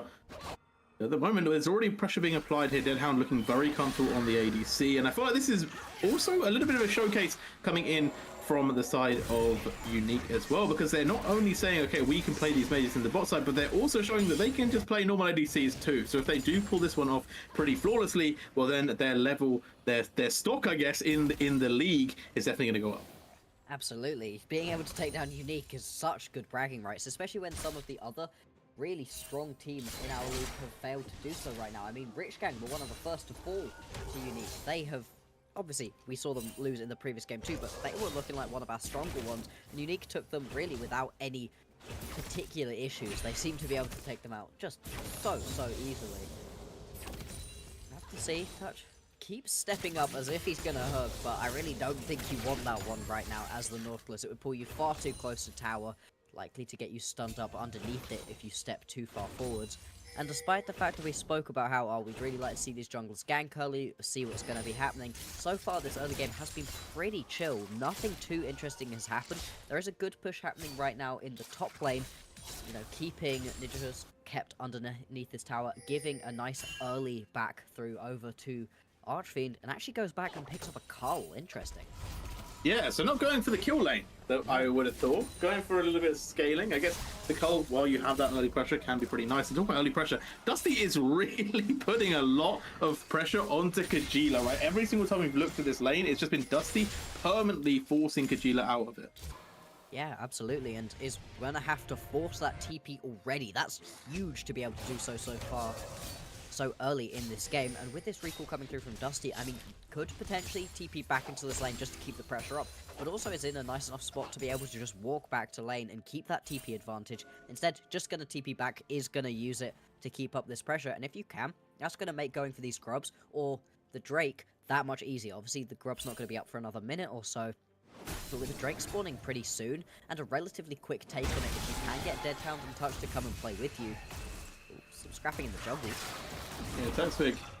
We're going a little bit too far with the invades. They're going to be forced out by Bad Mystery, but not going to be any sort of concern. Obviously, the Maokai are doing some crazy damage at the moment, but obviously will be a little bit more dangerous as we get into those later stages. At the moment, though, Renekton and the Gnar just kind of sitting pretty, doing top lane things, you know, just not really a lot of fighting. No, really not. It's such an interesting change that Renekton has gone through. In the past, it would have been absolutely 100% if Renekton doesn't have 3 kills within the first 10 minutes, he's useless. What are we doing here? Whereas Renekton really isn't seen as this big early game threat anymore, despite the fact he absolutely can still be. Instead, it's a lot more about trying to get annoying during these team fights, trying to be a backline threat that just unlocks the rest of your team to play more aggressively. He's such a sort of just standard mid-laning fighter. We're seeing a lot of damage going down, although I don't think anybody's going to get solo killed quite yet. Yeah, a lot of close plays, but no actual strong ones. It's Niwi needs to be a little bit careful there. It's going to go into Mega Form, though, and with the level 6, able to get the big Gnar button, but can they just be dissuaded, as we are going to see the Renekton just hold themselves a little bit stronger in that laning phase. Things don't seem to be going too badly right now for Archfiend, but nobody picked up a kill 6 minutes into this game. It's pretty late for a first blood during these pretty aggressive first blood situations and then slow team fights I've been seeing across a lot of the world so far. Like you said, things were explosive in the previous weeks for NLC, but apparently this one is going to be nice and chill. We're going to see the Maokai picking up onto these grubs right here, going to be all 3 going down. Plus the Drake. You said it. If you now get the next set of grubs, then that's an absolute advantage for the entire team, and a real unfortunate situation for this Ivan to be in. Yeah, Unique just doing exactly what Unique do, which is get these objectives. They like the neutrals, they've got the grubs, they've got the Draken, and they're just going to keep that one stacking. As Nihui stepping up onto Archfiend here. No sort of backup coming in for the Unique topsider, as we are going to see Archfiend just forced away to the tower. The range differential coming in too hot. This is the thing, when you step up a little bit too close, you just get poked out. It's so important to play your spacing correctly. And actually, Archfiend does get his base interrupted. We are once again gonna watch these junglers fight. I mean, this is a pretty slow fight, I gotta be honest. Unless the top laners get involved, I really don't see either of these guys picking up the kills. But it's just annoying once again to pick up this blue buff. Every single time Taxfig is there, trying to get involved, trying to at least be annoying, steal it away if possible. Archfiend gonna have to run here, takes a good chunk of damage once again from this Gnar, and this is a Gnar with only some tabbies right now, you know, not even in a strong position in terms of items. I just love the notion that Tactic was like, yeah, I'm just going to try and take this buff, and fortunately, Benastri understands that if you just do a little bit of damage to Ivan, he cannot channel But imagine you just steal someone's blue buff in front of them. That's absolutely crazy. But we're going to see a potential gank into this top side now. Meganar is available. Nipi is looking to go strong, but Dominus is just doing too much. And here comes Bananistry, knocks back the Ivan. Taxwing might be in trouble with the rockets. Comes to the rescue. Taxwing, though, not going to survive much longer. Bananistry will pick up that kill, but Certified getting himself on the board. Yeah, Certified getting involved in this fight. This is now 2 brilliant shots we've seen from Jinx. Is down at the bottom lane, picking up kills. Top side, double kill going over to Banasty though. That's going to be a great feeling as this Maokai. And like you said, with all of the early pressure that Gnar was putting down, it felt like Archfiend wasn't able to play it, but the Renekton does so much damage. As soon as you're able to actually get on top of the Gnar, especially the squishy little Gnar, goes down very, very quickly. And with the double kill going over to Banasty, they're now going to be able to get back onto the map and try to keep up this domination that we've been seeing in terms of objectives. Getting the 2 kills is just going to make that even easier. Yeah, the healing from Cole the Meek is just never to be understated. You know, it is always something that you have to keep in the back of your mind, especially with the Dominus getting that extra bit of rage. No, he's not. It's very much like I feel like that's top lane's motto. You know, there's so many top laners that do things like that. Aatrox, Olaf, Renekton. I feel like there's a few more that I'm just forgetting. Warwick one trick, I am well aware of that feeling. People think that you are dead and you just sit there. You just keep healing. Yeah, Nasus especially. Cassante doesn't even heal. He just looks like he's dead and then says, no, actually, I don't take damage for the next couple of seconds. And what can you do? Gwen is immune. Top laners, they just love to survive even when it feels like they really shouldn't. Another rocket comes down. I think some of those chickens were stolen. That's a great way to get some extra farm as the Jinx, to just snipe out onto the chickens, steal a couple of those away. We are going to see the next Drake spawning in just over a minute's time, so both the junglers in the area trying to put a little bit of pressure down. Ooh, and here we go. Bananistry going to gang that mid lane, but Kajila going to flash away, forced out, and still Dusty having that prio in that lane. Up a tiny bit of CS, but when we look at the lane, always having that pressure is Certified. Going to go aggressive, hots the bomb as well, and Deadhound just able to do so much in that trade. A brilliant little read right there from Deadhound. Didn't hang on, Dusty. Flashes is going to be fine. Didn't even need the support there. Just knew there was a good situation where Snilla had stepped out of lane just for a couple of seconds. Snilla was only gone by a couple of paces, but that was all that Deadhound needed to be able to jump in, get the full bomb proc off, and then jump straight back out again. The reset on the bomb proc is just so impactful for Deadhound, and being able to recognize situations like that is why, honestly, Deadhound has looked like the best ADC we've got in the league at the moment. Yeah, Grubby's up and Dragon up. It looks like Bananistry has priority over the Dragon for now. Should be able to pick this one up, because we are going to see Taxfig moving up. Only needs to take 1 to stop it being a 2 grub spawn, so should be able to do that. I wonder if they go for more. Could go for all 3 of these. 3 would be a really good situation to put yourself in. Still, giving up a second Drake just makes the game that much harder to play around, especially as an Ivan who can't really take those by himself, doesn't do enough damage to particularly solo it. Ooh. That could have been a good steal as well. It looks like right now Certified is kind of on it with all of those bombs. Yeah, giving over the 2 Drakes, it just means it's that much easier if Unique to choose the fights that work for you. If you don't think you want to take one of these fights, but you're already up by 2 Drakes, you have to take it. You're not under any pressure of giving over the soul, not for a while. Talking about pressure though, here comes the pressure in the top side. It's a 3 versus 3 touch, making their way up as we are going to see Nature's Grasp grab it through 3 members. The Emperor's Divide is going to come out, but Taxwig is not getting out of there alive. 1 taken down, and it might be more. Niwi with the flash across the wall just about gets out to safety. And yes, they pick up 3 grubs, but they do lose their jungler, and Chaos are being pushed further and further back away from a potential win condition here, because Unique are starting to give themselves a bit of a lead. They're taking the fight towards Chaos, and to be honest, Boxer, I haven't really seen much of a rebuttal. No, it just feels like Chaos are sort of allowing the game to happen to them right now, which isn't necessarily the end of the world because they do have such a strong scaling composition, but you have to be careful to not fall too far behind. Right now the lead is only just over 1,000 gold. It's not the end of the world. You're not in a position where, oh, you've already fallen behind 6,000 gold and this game feels over. They're still within touching distance, but giving over the kills, giving over the gold, giving over the Drakes, even on the grubs. That does not feel great, as we can see another jump forward from Deadhound. Isn't able to proc the second bomb this time around, but still, as we look at the individual gold there was some pretty big advantages in a couple of places. I mean, in the jungle, that's a huge advantage right now for Banasty, as you would expect with that double kill going over. But can they make it work though? Because obviously Maokai not carry, so not going to be the perfect place for all of that gold to be sitting if you are unique. But if we do look around the map, right, we are starting to see those items come out. We are starting to see a bit of power lift into the team of unique, and they've already rotated their bot lane up into the mid lane. So I wonder if that's the thing they're going to stick with. It looks like they might go back to the original settings here, but the control around objectives is still really high. We're going to see Rift Herald coming up soon, and I do wonder if Chaos are going to look to contest. I think Chaos... I'm really not certain. In the previous game, we were pretty critical of over-aggression when you don't have those power spikes, and you really don't have them right here as Chaos, but can you afford to give over another one of these big objectives? I really don't think so. I'd like to see them contest, and just be careful with it. You have the Ivan, so you've got a lot of protection that you can lay down onto whoever's around. Daisy is such a strong team fighter. She's another member pretty much, and the knockups can be absolutely devastating for oppositions. So if you can fight this one effectively and just stall the game out a little bit, take away one of these drakes, that'll be huge for Chaos' chances of winning this game. They need all the chances they can get. At the moment, Unique are just quite happy, just putting that pressure on them. We're seeing a dive potential, as you said.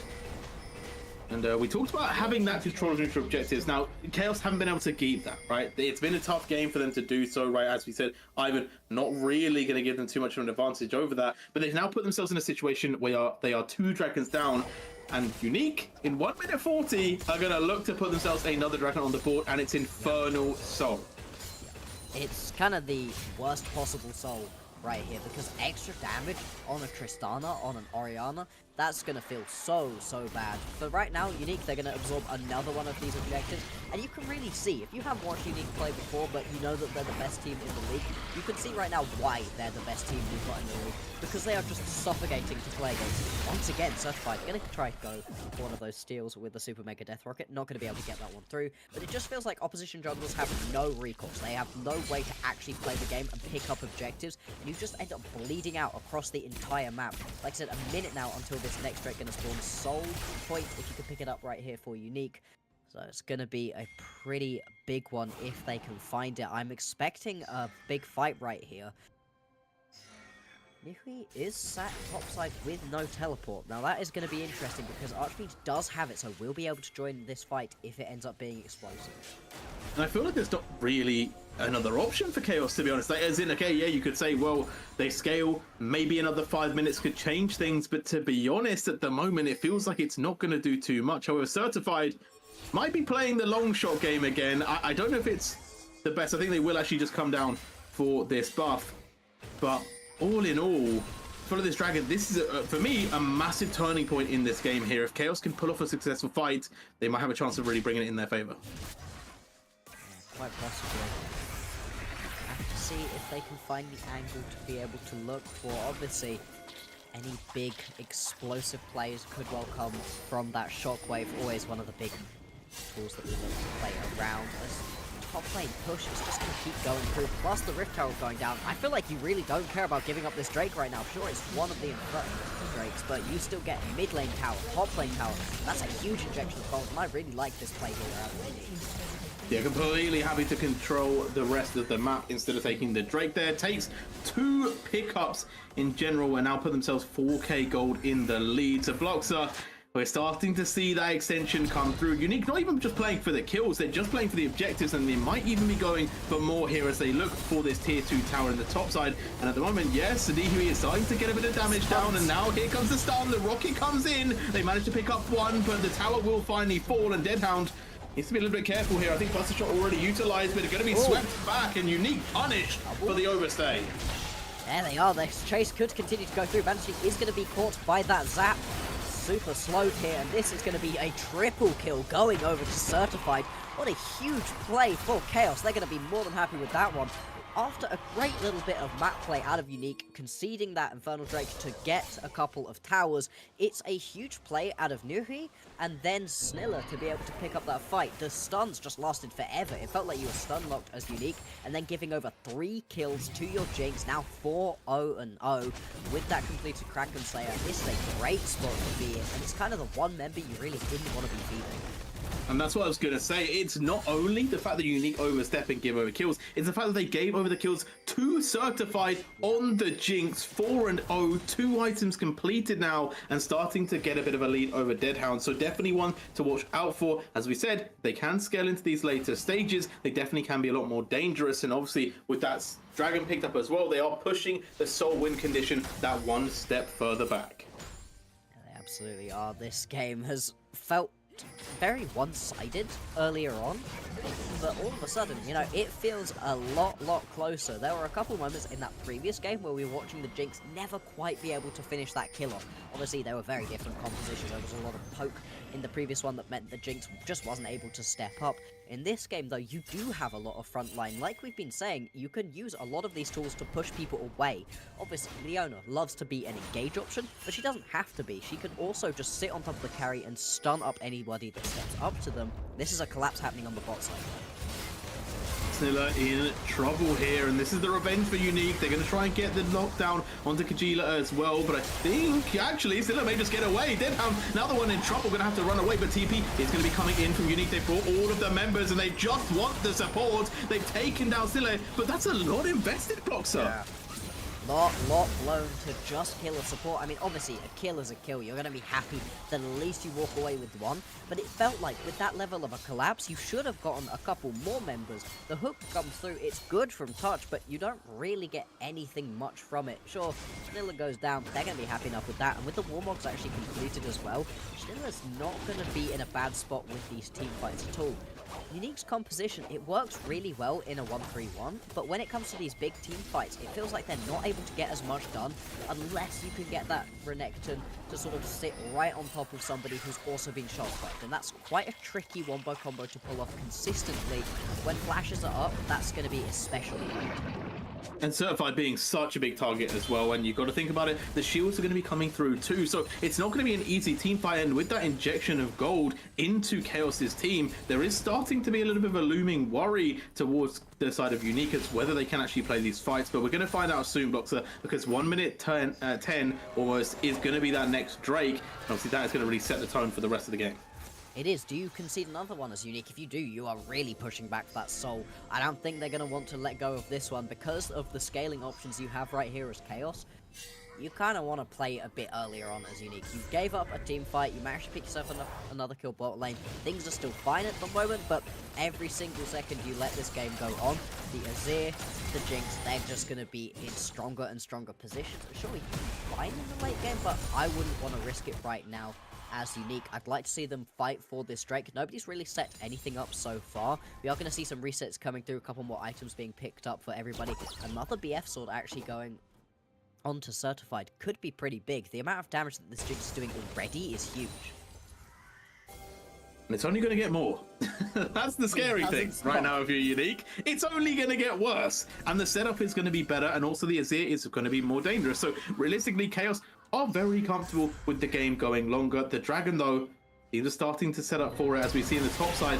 No TP for the Renekton, and the fight is already going to start. Kajila in a bit of trouble, but able to shuffle away, and Touch just on an absolute island getting picked up. A lot of damage does go down from Deadhound, but is it going to be enough to allow him to fight? Oh, I don't know. You don't really have that massive reset come through that you do from Chaos. And then picking up that early kill is just a huge way to start this one off. I said that I wanted to see them fight for this Infernal Drake, but not like that, not in this way. And it seems like Sniller just going to be able to step forwards, play bodyguard, keep everybody away from this Drake, and it is going to be a second Infernal Drake going over to Chaos. And it's another kill to the Jinx, but it might be a return kill in the top side. Archfiend getting the solo bolo onto Nihui there, finding a little bit of light at the end of the tunnel for Unique there. Something to bring them back into this game, as right now they're going to start up on this Baron, but I feel like this is pretty risky, Bloxer. Yes, they don't have the top laner, but this Jinx is dangerous, and the Baron obviously takes on your health quite a lot. Yeah, you've got some super low health bars. Archfiend especially not looking so good right now. Touch is going to be spotted. Oh, Kajila, though, able to be found out here, forced away, taking quite a bit of damage as well. And now maybe this is where Unique can strike. Snilla in the front line being targeted, but Certified, look at them, just able to free hit for the moment, but not enough damage was being put out. A kill picked up, but I think Chaos have done enough to force Unique away. Yeah, you know, at least not going to pick up the Baron.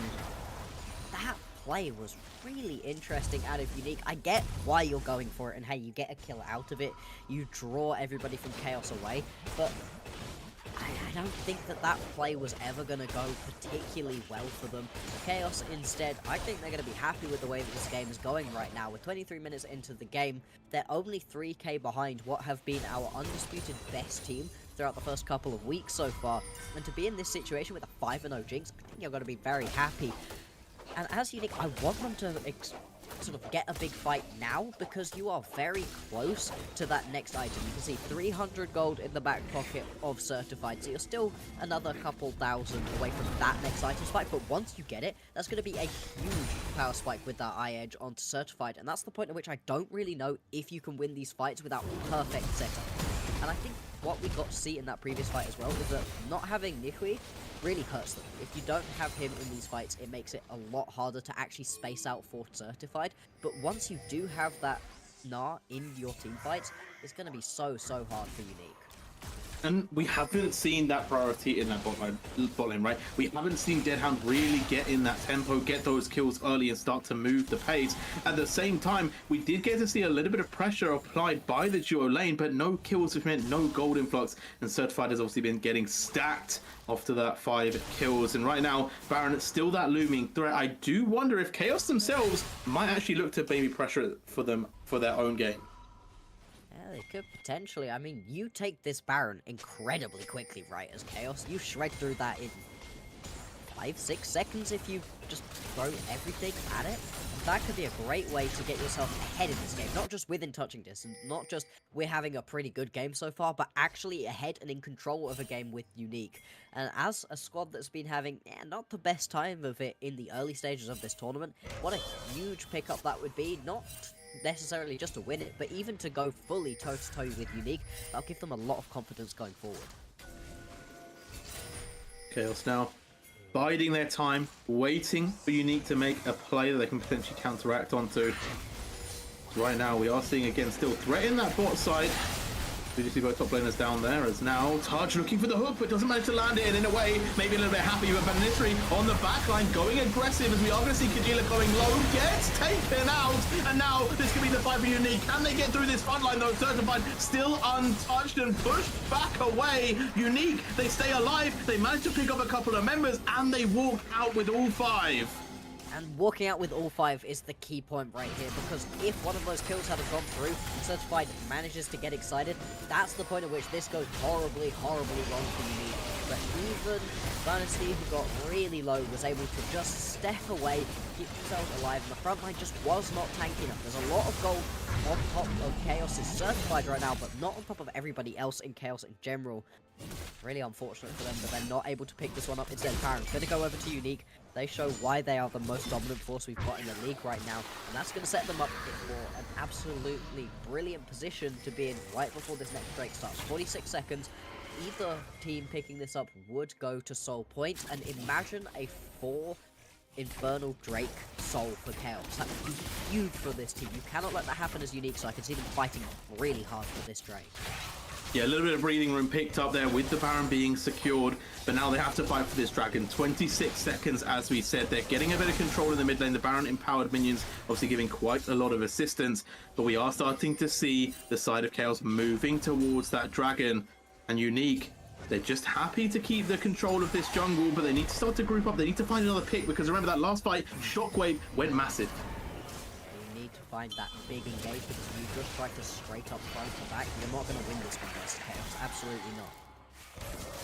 Oh, but they are kind of splitting the pressure here, because Archfiend is quite happily pushing in that bot side, and they need to answer it. But can they? Can they do this? This is now going to be a big flank for Archfiend. This could be a terrible fight right here for Chaos.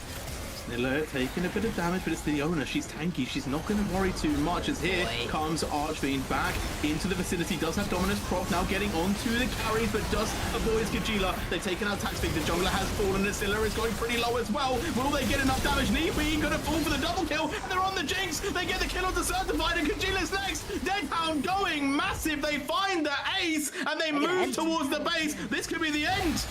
This is going to be the end of this game right here, and it looked so good for Chaos for so long. They kept themselves well in this game, but unfortunately the fight just couldn't happen, and Archfiend and Banasty found such an incredible flank right there, completely pincered in were Chaos with a Jinx dead, with a Tristana on your team. You're just going to be able to mount through these towers 7 seconds until anybody's going to be back available. This game's going to go over to Unique once again. Unique, they got to be sweating. It didn't look good the whole of the game, but they managed to find the win regardless. They managed to close out still quite a fast game. Overall, 28 minutes, but Unique, I think they were a bit on the ropes there. Chaos really showing that they're quite a good side who definitely have a lot of promise. And Unique, they still got it done. They still managed to win, but not in the most comfortable of fashion. So definitely a team that other teams can kind of look at and be like, you know what, they are beatable. Yeah, absolutely. You can get yourself a pretty fed Jinx and then have a nice time in these games. It's really unfortunate right there for Certified that this one doesn't end up going his way, because he was in such a great spot to carry.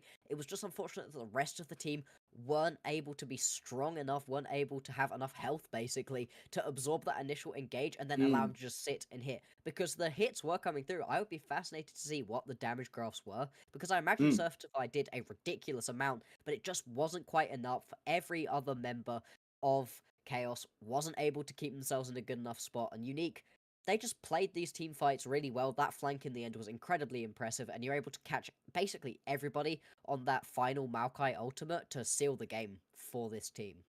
Needed more scaling. It seems to be the theme of both of our games today. So far, though, Unique picking up another win, 4-0 for themselves. We're going to go to a quick break now. When we come back, we will have an interview with one of their players or their coach to give us a little more insight into how that game broke down.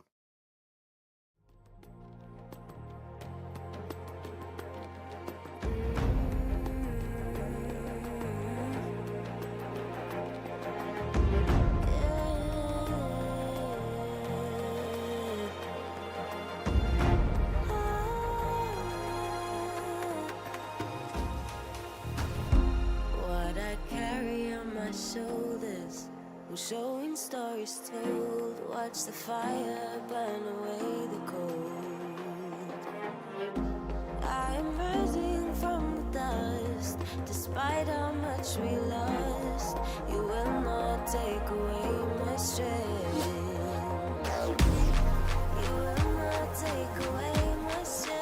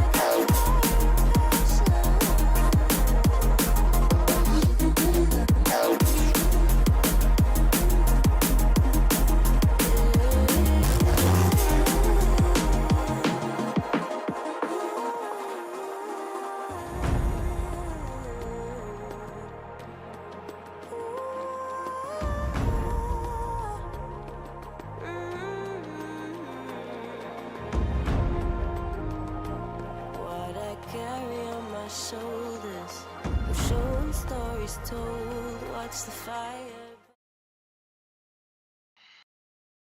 Hello and welcome back, and we are joined by the support for Unique. It is Touch. Welcome in. Obviously, a great start for you guys, right? 4-0.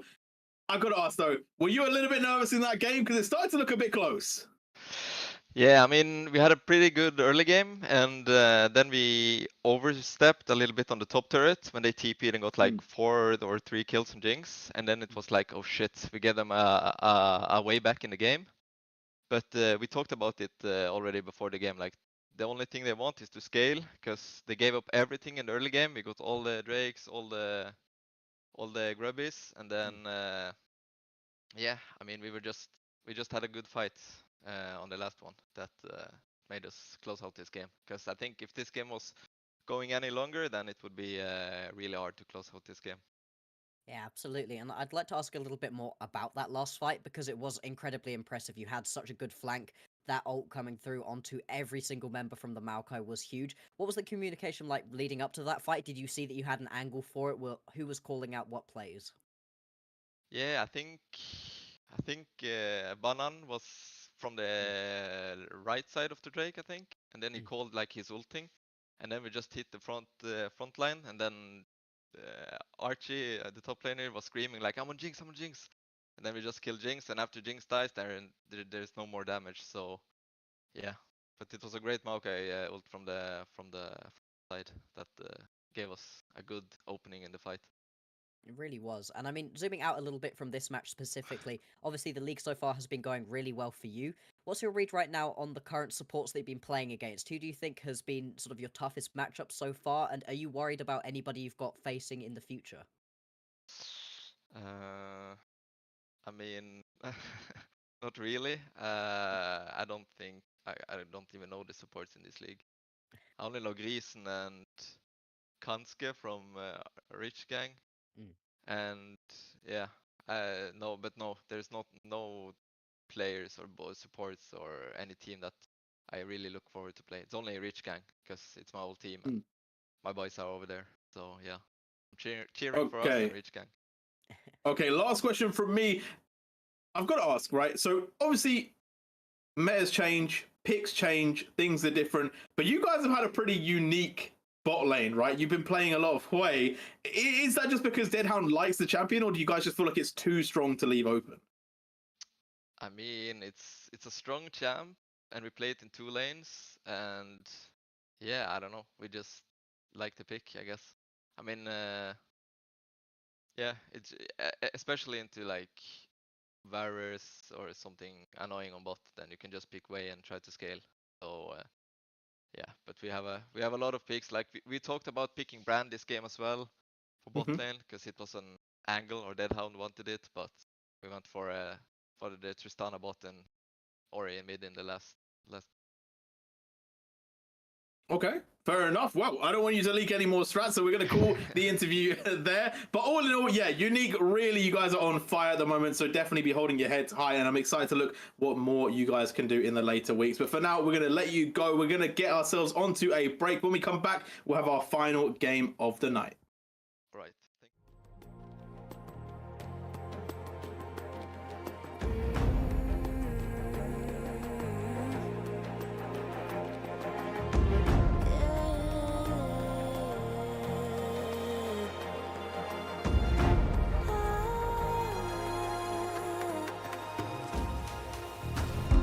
What I carry on my shoulders, I'm showing stories told. Watch the fire burn away the cold. I am rising from the dust, despite how much we lost. You will not take away my strength. You will not take away my strength.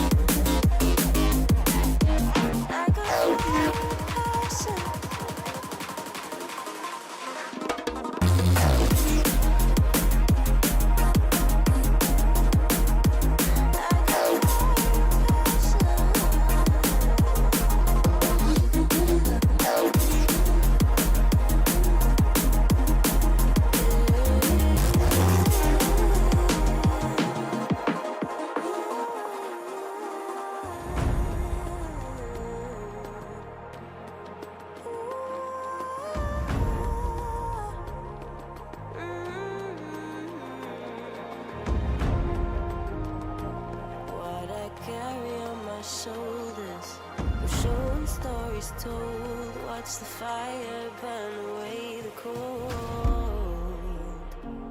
I am rising from the dust. Despite how much we lost, you will not take away my strength. You will not take away my strength.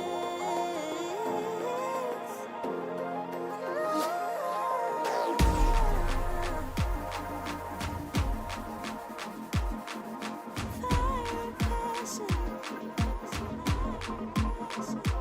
I got fire passion.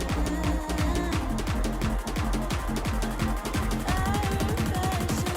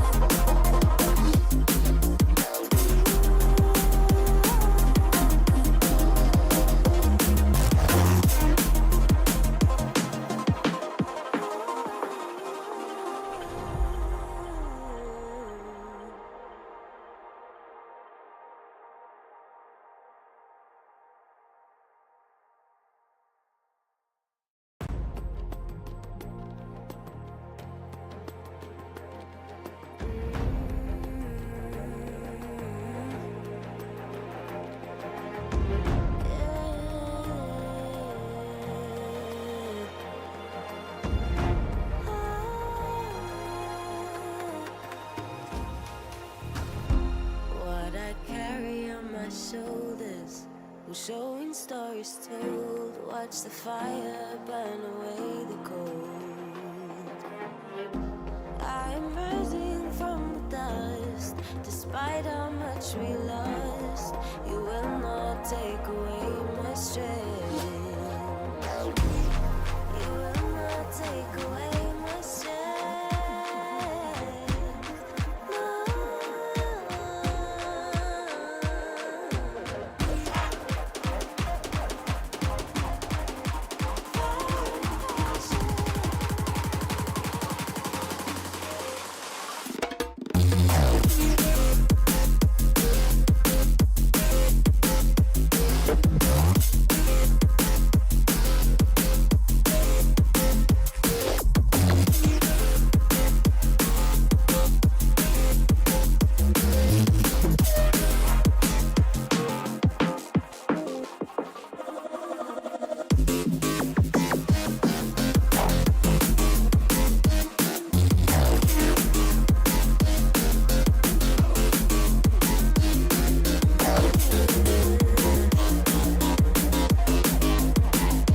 I got passion.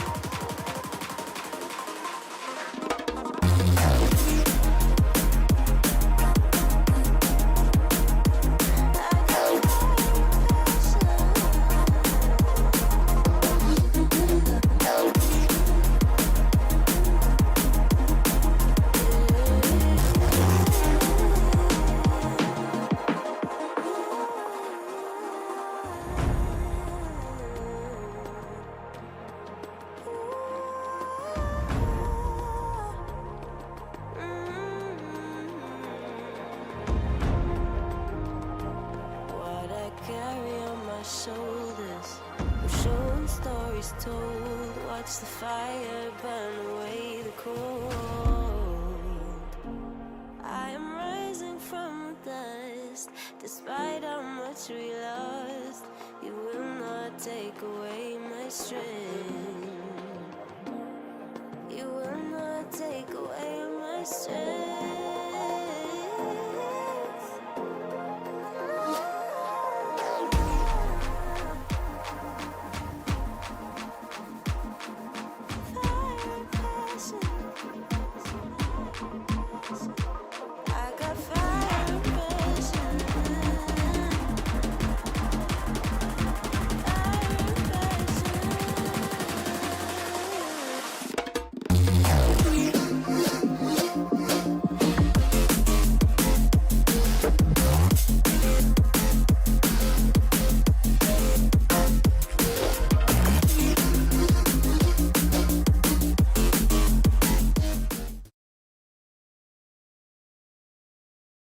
And we are back once again. Final game of the day, Bloxer. It is Garden Gaming taking on 42 Gaming. Both sharing gaming in their name, but very different approaches to this one, I will say. I think the Garden Gaming have looked a lot stronger in this recent kind of season. I feel like 42, the one thing I want to say about 42 is every game has been exciting.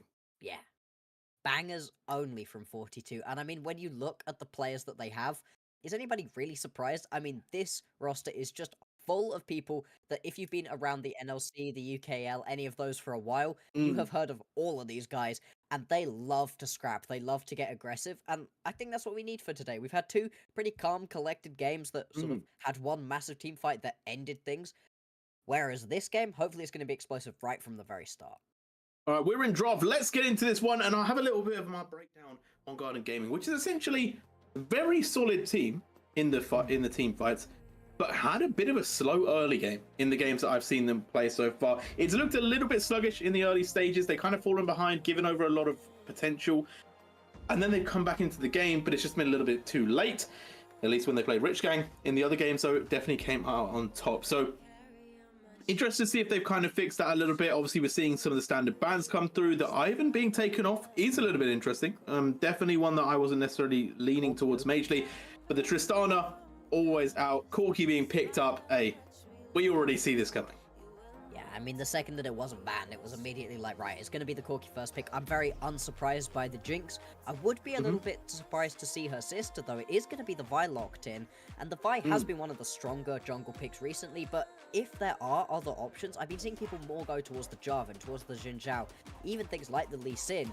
Whereas the Vi, I mean, if you can get early kills, super effective. That level 6 should just give you some guaranteed kills, but if she falls behind, she doesn't have the same level of utility that some of those others do. So fascinated to see her being paired up with the Jinx, who really does want to sit and let the game go longer. And I think the Sejuani has been underrepresented today. She hasn't been banned, hasn't been picked until now, and she is super strong and a great answer to these more aggressive jungle picks. Whoa, whoa, whoa. The Aphelios lock-in was almost instantaneous. What? So again, not holding out to let them know that the Corki is actually going mid. They're just going to pick it. They do not care. And the Sejuani, as you said, being locked in. Now, I will say they've picked two laners already that like to go range, or not like to go range, that are ranged. Alright. So we need a little bit more melee for this Sejuani, as we are seeing Camille being hovered, and it's locked in. Okay, blind. Super blind. Oh, this draft is wild already. There's Could a be lot Camille of things support. here. It could technically be Camille support, and to be fair, up against the Aphelios, he does not like things that can just jump on top of him, get right up in his face immediately. Whenever we had a meta where the Jinx was really strong, often the other side of that coin was the Aphelios. They are both kind of the same champion. They are not super strong in the early game, but can work. And then the later and later you get, the stronger and stronger they get. Really about execution. That ulti is going to be a lot stronger off of the Aphelios in the big team fights a lot of the time. The Jinx obviously looking to snipe out with those rockets as much as possible. But the Aphelios this time around hasn't been anywhere near as strong as the Jinx. And so it does feel like you're kind of getting the B-Tech version. The kind of not as strong version of the Jinx right now. I'm going to be really fascinated to see what it's actually paired with. What do you want alongside this Aphelios to make it have that sort of priority in order for you to have left it and picked it up here? I'm really interested in the fact that Garden Gaming is sending it on the top lane bans. They basically have said, yeah, we're taking that Camille top, and we are going to just force away any of the picks that would have really, really decimated it. I'm going to force you onto something a little bit different. Obviously, it has to be melee, realistically, coming out from 42. Obviously, there is a clause where it doesn't have to be, but you pick Sejuani, and you can't pick Sejuani and pick no melees. Right now, we're going to get the Syndra, though, so narrowing it down one piece at a time. As the Thresh being hovered. Hey, look, I like Thresh, but we need melees, Bloxer. Yeah. No, apparently. No, we don't. Don't get any of these. This still would not be a melee pickup. I mean, I really do like the Renata into this composition. I gotta be saying that. When you've got Camille and a Vi, they just want to go leaping in. You can just stop that with the Renata. The Thresh obviously gives you a lot too. And actually, that's a switch. Okay. Oh, the whiplash switch there to go to the Zac melee and engage. I like it a lot. Has a lot of potential to really disrupt things like the Camille. Also could get onto the Syndra as well. So yeah, I like the side pickup. Definitely can be quite dangerous, but it's actually going to be going potentially in the top lane. Didn't even consider it going top, and it's going to be Rakan in the bot side. So Okay, a bit of an interesting draft from 42 here. A little bit of an interesting draft. This is wild. This is a lot of pickups that I just haven't been seeing recently. The Corki sort of balances that out by being complete meta, but everything else is super interesting. I do really like the Rakan, the Sejuani, the Zac. That's a great level of engage. The Corki and the Aphelios are obviously great to be able to follow that up. It's going to be the hover towards the Nautilus and locked in right here. This is also a wild composition out of Garden Gaming. They have got themselves a ton of damage. The late game scaling especially is going to be huge, but the Vi really wants to get things going early on. If she doesn't get herself ahead in the early game, you are a lot less useful than a Sejuani. So I'm going to be watching to see where this Vi tries to find ganks. Plenty of setup in all of these lanes, but I can see top lane being a real focus. If you can get that Camille ahead in this Zac matchup, then you're going to be an absolute nightmare on the side lanes, and you don't necessarily even need to join for any of the team fights. And we got ourselves a similar story, right? Late game scaling for the side of Garden Gaming, mid game powerhouse from 42.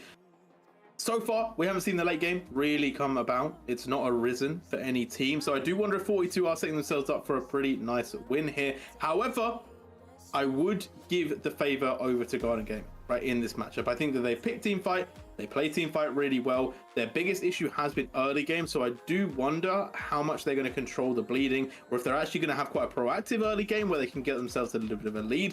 Because the one thing I know about 42, and maybe it's changed, right? Maybe week 2 has changed everyone, but 42 that I know so far sends it all the way from the early game throughout. This is the real litmus test, right? If it is that week 2 is just the boring week and everybody just wants to play slow and then we get one massive explosive team fight, then 42 will show us that. If 42 are still aggressive, then maybe the other teams, they've ascended. They're beyond the point at which you need to fight. I want to see some brawls right now, Jay. I have had far too much time to talk in these past couple of games. I don't want to speak at all. I just want to listen to you play by play the whole time. All I'm saying is when I last casted 42, which wasn't their last game, but it was recently, I had Middlecott as my second caster, and I feel like it was the perfect person to have with me because it was only fights. There was no downtime. There was only fighting, and I think that that's why it worked so well, you know? So I want to see that from 42. I want them to bring back the energy, bring back the fights. Actually, that's a lie. I also casted them with Sleeper, who is also another play-by-play, by the way. So far, 42 has just been play-by-play meta. What I'm hearing is that it is time for the Bloxer play-by-play to come through. It's now time for me to be your secondary play-by-play. You team fight, I team fight. You team fight, I team fight. What a brilliant time. Nobody wants that. Nobody wants me team fighting. No, thank you.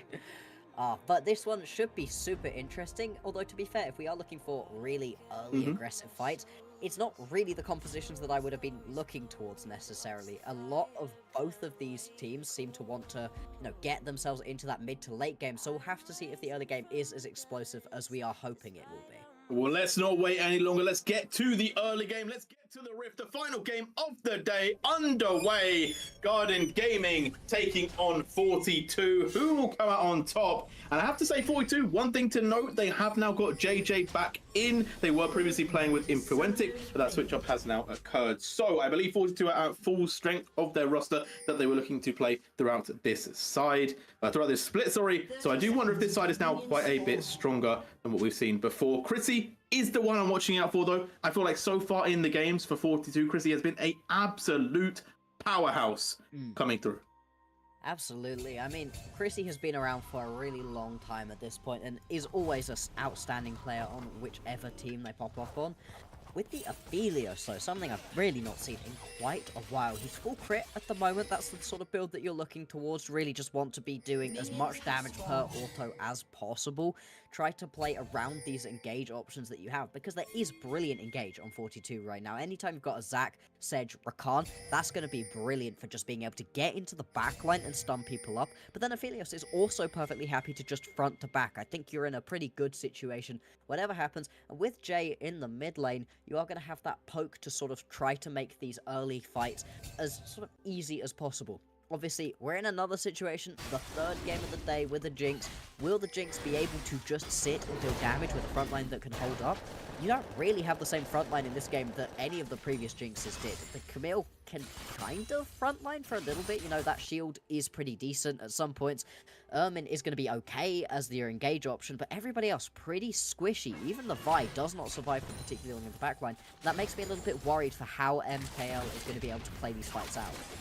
Yeah, and I don't know if people could have seen this coming, but we are going to see junglers pathing down to bot lane. So bot lane definitely going to be having a lot of priority this game, which does make me ask the question of how is Uzol going to do against Vatuzo? Because if Uzol can build up that lead as Camille, there is a huge threat not only to Chrissy, but essentially to everyone in the game, because Fed Camille is just a ridiculous champion. So there is a part of my mind where I'm like, would Hellish maybe actually benefit from going up to that top side in the earlier stages, getting that Camille lead, or is it just play for bot lane? Because so far, Blocks, I feel like we've seen a lot of people play for bot lane, and the Jinx never get to their true form. No, even when the Jinx ends up with 5 kills, you know, in a really strong position, you know, as was admitted by Thurch, really strong position for that Jinx, pretty worrying. Just was never able to really pop off, and yeah, I don't know if it's really the option to just continue to play for it. Tristana obviously is another hyper carry, but she doesn't seem to struggle as much as the Jinx, but we are going to get the early gank. Ooh, here we go. Rexet trying to get the knock up, but not going to be able to find it. Balmy getting the lockdown, but it's only onto Ermin, who does flash away. Now Hellish is actually in the vicinity, so there is a world where maybe Garden Gaming could turn back into this, but with the level 3 spike, 42 just that little bit stronger. Yeah, you don't want to be fighting level 2 to level 3. That's one of the worst power imbalances that you could possibly go for. And you do lose the flash onto Rexat, but you're going to be perfectly happy with that one because both MKL and Ermin had to blow theirs. That's going to be prime for a regank if you can try go for it. You're going to see a lot of damage going down. KJ getting tons done. Obviously not going to be able to pick up that solo kill, but still forcing Squidly out of the lane. Going to be a very strong position, and that's why this Corki is pretty much 100% pick ban and pick on the first pick if it is going to be able to go through. You know, you don't want to give this one over. The poke it gives the early game damage, but then just continues to do more and more damage late game. Really thought that, you know, with the package changes, it wouldn't be as high priority, but that just hasn't been the case. And the Zac is also starting to do quite a bit of damage. So right now, it feels like 42 set themselves up nicely for all of their lanes to really have a lot of power. And Uzol not be able to get too much into the game, but obviously it's early game Camille. Right? This is a completely different animal to what we're going to see a little bit later on, as Vatuzo still keeping that pressure up high. Maybe there's a chance for a gank, but I think realistically, we're just going to see pressure applied. No further action as in the mid side. Squidly, as you said, has been receiving quite a bit of forced play from the Corki, but the bot lane, where we really want to be talking about Bloxer, is pretty even. For right now, everything going to be nice and easy. You can see Colt's picked up. Everybody in this lane just wants to farm. They're not going to be looking to get too aggressive without the intervention of the junglers until we get to those 2-3 item spikes. It's really on the junglers to make things happen early on. And the fact that the early gank happened for Balmy, but not for Hellish, is huge because the Vi really does need to get things going early on. She's in the same sort of category as the Lee Sin, as the Wukong, who need to get early ganks going, otherwise they feel a little bit useless. But she has a lot of inbuilt tools to be able to get those early ganks going, and especially once you hit the level 6, every ult should flow at least a flash, if not get you a kill. So I'm going to be really watching Hellish once that level 6 spike comes through, which it will do in just a minute or so's time. It's all quiet at the moment. 42, give us some action. You know, that's what we're thinking right now. Come on. As we are going to see both junglers just quite happy to kind of play it slow. I'm surprised there isn't more of a setup around the spot side. I would have thought with the fact that both carries are quite immobile, maybe the jungler's going to really be deep diving it. But also the question around objectives, right? We've seen a lot of different takes on objectives. I feel like Unique being the most dominant, and then we also saw a little bit earlier Ruza not really caring too much about them. Do wonder how much pressure is going to be applied, especially around this dragon. Yeah, absolutely. If you can get that early pressure going, this is going to be a bit of an interesting. We're going to have both junglers going. Bit of a flank coming through from Hellish. Do they know that there's a Sage in the bush? Well, they seem Balmy right in front of them, but they're going to be engaged on, and that's a lot of damage. The sun comes through. Hellish in trouble. Will flash, but gets taken out. And Chrissy gifted a free kill almost, and now with Balmy moving forward, it might be next on the chopping block. No flash, but gets out with the hook. And Chrissy starting to pick up a bit of momentum. I told you that they're the one to watch out for. Definitely a dangerous player if they can get a lead.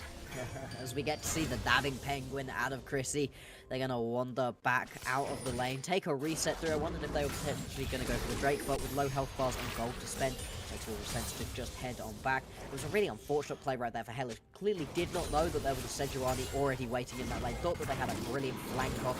And you could see the idea as well from Balmy. Flashing Paws trying to get the stun off onto Ermin before they were in range to land the hook onto the tower to get away. Didn't quite work out, but still, picking up that kill, giving it over to the Aphelios is an ideal way to start, and that initial gank goes a lot better for 42 than it does Garden Gaming. If they can keep this momentum up, it's going to make this game much, much easier. I like this from 42. Proactive play, it's going for the grubs here. Trying to get that momentum moving, as you said, and right now, Squidly just respecting quite a lot, and I will say, fair enough. You know, that Sixth Sense was tingling, Rexat was in the close vicinity, so fortunately, it's going to keep themselves out of harm's way, but that may not be true for Balmeep, who is going to get engaged on, but it's a 4 versus 4 potentially in this top side, but look at the damage Balmeep taken out, and Bertuzzo now going to try and leave, but the Hextech Ultimatum going to keep him locked in, flashes away, but is it going to be enough? Hellish with the knock of the hook to bring them back. Here comes the 4 blobs, and the damage should be enough. There's the kill, and Garden Gaming get aggressive. There we go. That's Garden Gaming showing up, showing off why they are potentially the stronger team coming into this matchup. They're also going to grab the grubs after that one, and that hook-shock wall dive into hook was just a brilliant little combo to pick up another kill onto Virtuoso, although we could potentially get more fighting. Ooh, we're not done. I'm in with the flashback, though. Fortunately, able to get away, but not. Maybe Squidly just about dodges away. The grand entrance coming out from Rakan, and they will survive. The grubs were picked up 1 apiece, but it will be 2-1 to 42 after it's all said and done. Yeah, these plays going pretty even back and forth and back and forth. It's reflected in the gold right now. Only about 300 between them. Not really sure where that 300 would be. Potentially we could have a look at the individual gold gaps right now, because I don't think there's going to be much of any. There's a pretty big one actually for Chrissy, and that's kind of the only place that the gold is in an advantage right now for 42. Everything else pretty even back and forth. This has been a fascinating game so far, and despite the fact it's not been as high kills, there's been a lot of action. These teams are very willing to get people out of their lanes already and just go scrap across the whole rest of the map. Uzo quite happy sitting under the tower, doing all right after that early pressure, as Rexat, as you said, around the map, trying to get plays happening, but may have caught themselves in a tough situation. Unleashed power going through, but it's not enough damage just yet. The tick will finally land, and GG with another kill, but is it going to be returned because JJ is doing so much damage? Will be stunned with the scatter of the week, but 42, they're still dangerous even though they're not picking up wins here. Yeah, that damage out of JJ was huge, but Squidly getting another kill. This Syndra is going to become a real problem, and that's not what you want to hear when you've got a lot of eggs in the Corki Aphelios basket. Neither of those are going to find it very easy to get away from the Syndra, especially the Aphelios. You're really going to need to play Body Protector as Rexat. Otherwise, you're in a situation where one scattered the weak, and you can just press the funny button as Squidly take out one of those main carries, the carry that's doing the best right now for 42, and put your team in an excellent position to be able to win these fights. These kills going over is going to be incredibly impactful once we get a little bit later on, as is this Drake. It's going to be the first Drake of the game, but 42 already establishing a bit of pressure here. It's going to relieve some of that pressure that they've been feeling from Garden Gaming, constantly roaming around and picking up the kills. At least you're not in a situation where you're going to get a soul at 20 minutes time, which would really hurt their chances of winning this game. Yeah, I really like that from Balmy. Proactive play around the map, getting those objectives under control quickly. I think it's pretty important, right? Like, it's important that we see them take up those early Drakes, so that we're not seeing that quick scaling from GG, getting that buff as well as the late game scaling on their side. So I do like that from 42, striking when they are hot. And obviously, as I said a little bit earlier, I feel like Garden Gaming, their weakest point in the game is normally the early game, but it seems like they've kind of shored that up a bit. Yeah, but right now, they seem to be in a pretty good spot. Again, the gold lead isn't massive, it's around about 1,000 at this point. But they're still in a lot of control, and they've got the kills where they needed them. The buy has been proactive, you've got kills onto your Syndra. Sure, your Jinx doesn't have a kill right now and is down by about 20 CS, but that's kind of the main weakness. They're not in a lot of bad positions elsewhere. Ooh, talking about positions. It might be another one for 42 because here comes the team. But Hellish in trouble here. Will go low, will go down. But it's a trade of junglers. Balmeef also going to fall. And JJ needs to be careful because one hook could mean their life as well. Absolutely, really good Super Mega Death Rocket right there out of MKL. Doesn't pick up the kill, does do a ton of damage, and actually allows for that kill to go over to Hellish. Hellish looked like they'd gone a little bit too far forwards, actually got caught up pretty easily by Rexat, but with the extra help from the Jinx, was able to turn that one around, go 1-for-1. It's not ideal, but still going to be pretty good. That's a great hook. Hook lands. Chrissy taking quite a bit of damage. Ignite's taking over. Red and purple are pretty nice at the moment, and it's a lot of damage onto Ermin. Moonlight Vigil to pick up the kill, and Mikkel just not able to trade with the Aphelios' damage. No, not able to really do anything in that situation. Stepping up here because Hellish is around. This could potentially be a good turn. Ooh, Severin will give a lot of HP. Mikkel already finding one kill. Chrissy, though, able to get away. And as we said, red, white were the guns in that second half of the fight. So it could have definitely be dangerous if Garden Gaming had overstepped. We're going to see another scrap right here. Uzol just going to have to head over the wall. Balmeef going to be able to get on top of these grabs, and because you know Hellish is down in the bottom side, it should be pretty easy to pick this set up right here. Ending up with 5 will be really nice. 42 pretty happy to be able to pick this one up, especially when you've got a fed Aphelios. He'll be able to just shred towers in front of him very, very easily. And you can see the gap in the bottom right is just huge at this point. With the fully completed cull going to be sold right here, get that collector already, and this is going to be a terrifying position. Obviously, you're looking at the 3-item spike as this Aphelios, but already at this collector point, you are going to be strong in these team fights when you get the correct guns, especially. And there's also a sentiment where you're not only denying, or not only picking up the Grossi yourself, but you're also denying it away from the Camille if they were to get strong and start split push, and also the Jinx are taking those towers. So all in all, a really nice play from Balmeef. Again, I think they've had a really good game so far. They've been very proactive around these objectives, and it looks like they want to set up their bot lane once again. And so far, as we said, Chrissy is looking very strong. A little bit too far ahead of Mikkel, and I feel like it's the same story we've seen with every single Jinx game. Yeah. Where the Jinx gets some kills, but just isn't quite able to do enough damage. See another potential engage right there. Unfortunately, the Chompers go down to the second late, not going to be able to pick up that kill. And I wonder if it's a Jinx problem, not a these players' problem, because they are all going for the Jinx as a priority pick, one of the first pickups on the board. A lot of ADCs left available, but no, they want the Jinx, and it just doesn't quite deal as much damage as potentially they want it to. Yeah, maybe it needs just a 10 damage buff, and then I think a lot of these games would have gone very differently. Don't start playing the buff nerf game, you know, because I feel like Riot are on a slippery slope with that, you know. It's like, oh, you want a buff? Okay, here's one buff. Now the champion's OP for 7 years, you know. I think Jinx has been OP for 7 years. Flash gonna come through from Squidly. Just gonna keep alive. That's what you want to do with that ultimate. Every single time you use that Sentry, you should be blowing a flash at the minimum. Same thing though with that Vial. Is top lane getting really scrappy. The Jinx though is taking a ton right here. Oh, but still has so much, man.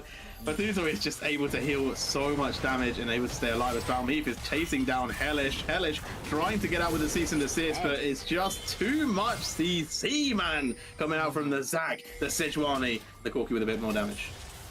And this was my worry during the draft phase of this fight. I thought there were a lot of other stronger picks.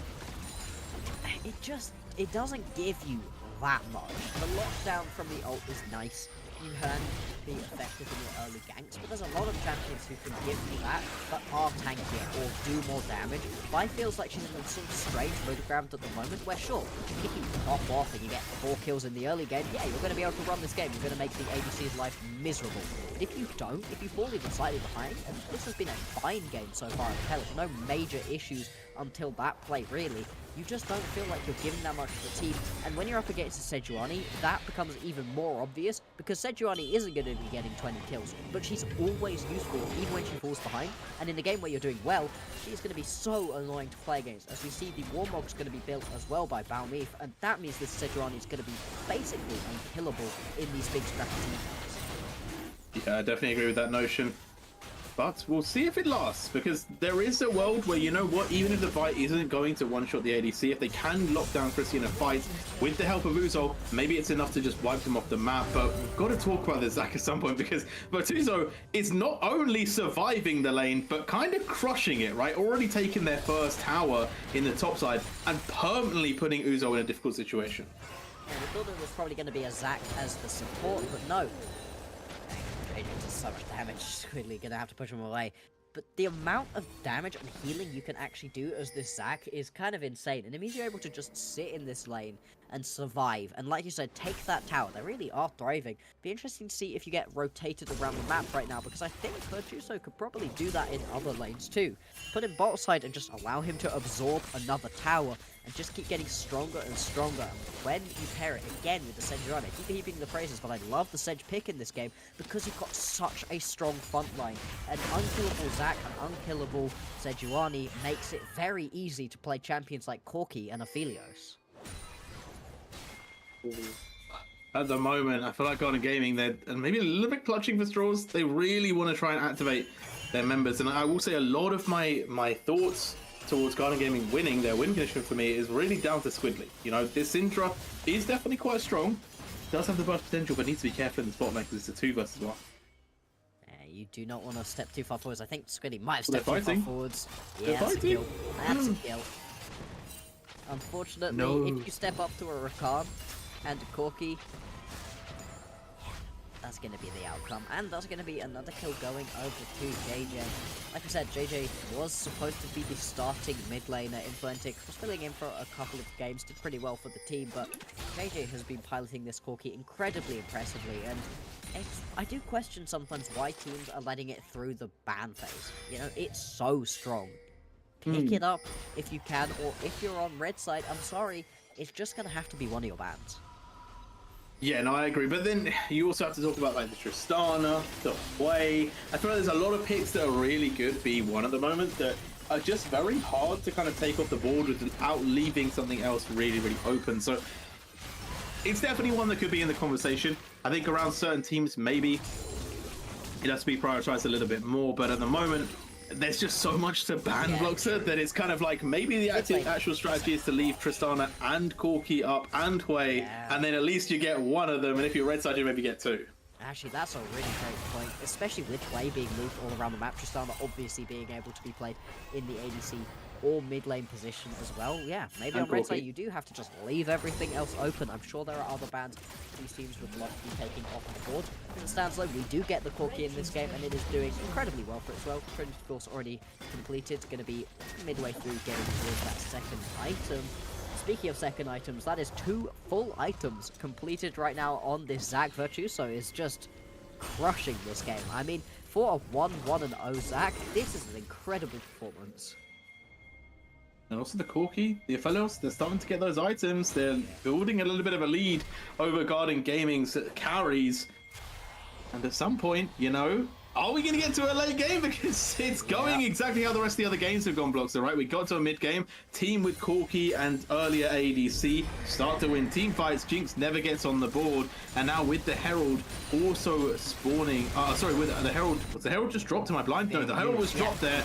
It's also more gold going to be in the pockets. Tower taken, but here comes the attack. Pretty in trouble here on the back line, but it's still alive. The redemption. It's still alive. The Aphelios did not die, and the Camille has to leave. Hellish, as you said, not enough damage. Wow, yeah, that's just the issue with the Vi. It's so tricky to get that initial kill, and you are pretty much always going 1-for-1 at the absolute best as a Vi. That redemption right there was clutch out of Rexac. Keeps Chrissy alive. They survived for so long. Barrier blown, heal blown, redemption used, and it's just about enough.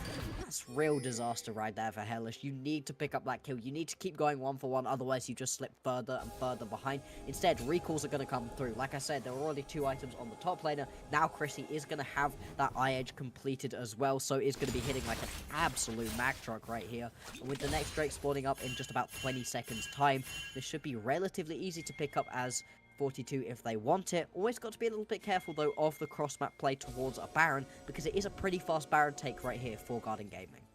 3k gold lead ahead for 42. They're looking strong. Draken up in 7 seconds. They should be able to mobilize and take that. And it is Hex Tech Soul as well. So one that you really want to lock down if you're 42. And Virtuoso just happy to hold out in the top side. 3 members are sent up there, but I don't really know what Garden Gaming want to do with that.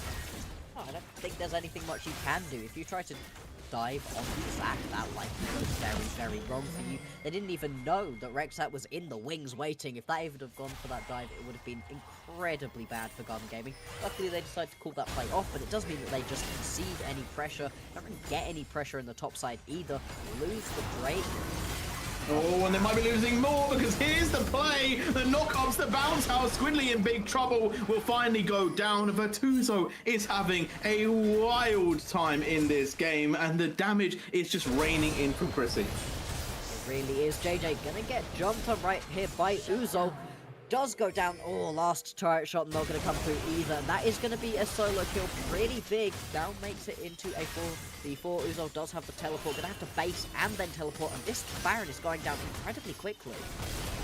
Yeah, should be picked up. 42 here with a lot of damage, but GG are trying to hinder them from taking it, and they have managed to pull them off a little bit. 3k still left on it, and GG are willing to fight this one. They could potentially cause big problems as we do have the Camille back in the fight. The Garden Gaming is going to have to walk away, and they may not all make it out because I'm in big trouble. Moonlight going to come through, but in the backline, Uzo coming through aggressive because he's still alive. Will they go down? They finally drop, and is it enough? Mikkel now starting to run for their lives. It's Virtuoso and Balmeve, 2 tanks in front of the 2 carries, and GG, they hold out for a little bit longer, but the TP is here. In comes JJ, the damage not enough until now. The rocket, the missile barrage. Mikkel, run for your life, but you're not getting away. No, that's going to be a kill going down. I think that could be the turnover onto the Baron. More than enough damage with this Corki available and the 2 tanks to absorb it up. What a messy fight that was. Back and forth and back and forth. Hellish's engage finally does manage to get the kill onto Chrissy, but not before they're able to take half of the health bars of everybody else available. And in the end, the attrition is just a little bit stronger for 42. JJ dying in the bottom side fight means that he's able to teleport into the back of that one. Pick them up Baron in the end. 42, I think they're just kings of the scrappy fight. Garden Gaming, maybe they're a little bit cleaner as a team overall, but 42 are dragging them down into the mud, and that's where 42 thrive. I love the way that this team plays. It's super fun to watch. I think power differential also cannot be understated here, right? Yeah. We talked about it time and time again. The Jinx just isn't where they want to be, and neither is the Syndra by the feels of it. And Chrissy is so powerful, and so is JJ, right? They are just looking so dominant in all of these team fights. Yes, sometimes they go down, but look at the damage that they can put out before they do. Is Hellish?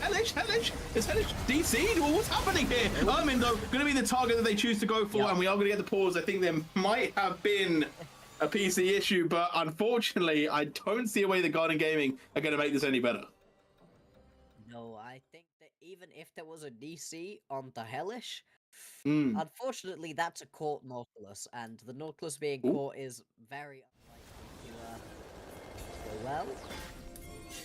Yeah, it's not going to go well for the fight either. Oh, Hellish died too. Yep. They both died. That's not going to be good. Luckily, there's no Drake available, I guess, to be able to pick up, but that's a couple of kills. Sure, you've got Squidly getting a good push onto the top side, should pick up this tier 1 tower, and whilst it's a little bit of an injection of gold with that bounty on it as well, it's really not going to be the same as this push. It's going to be able to pick up a tier 2 mid lane, a tier 2 bot lane. Maybe they can even crack some of these inhibitor towers. The map is falling to pieces right now for Garden Gaming.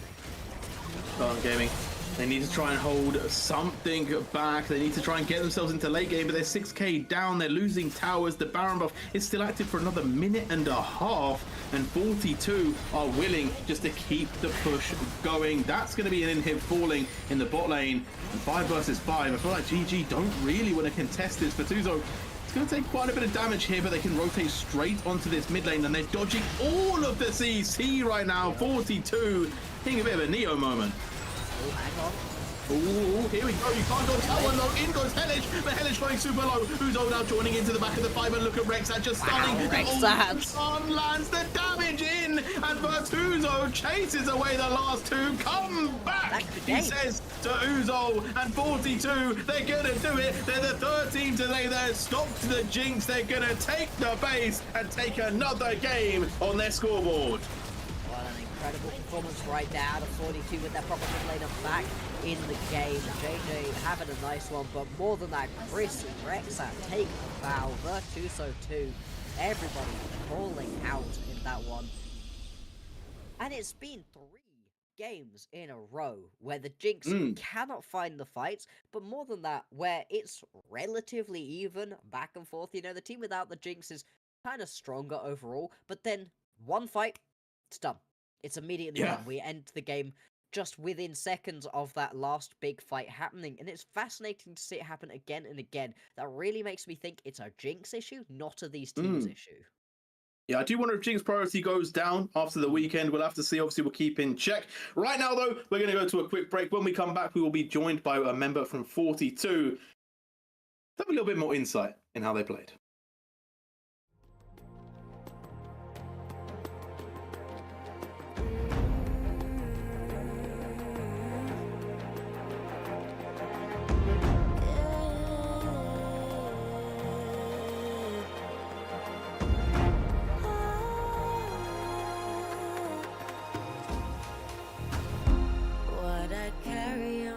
Shoulders, we're showing stories told. Watch the fire burn away the cold.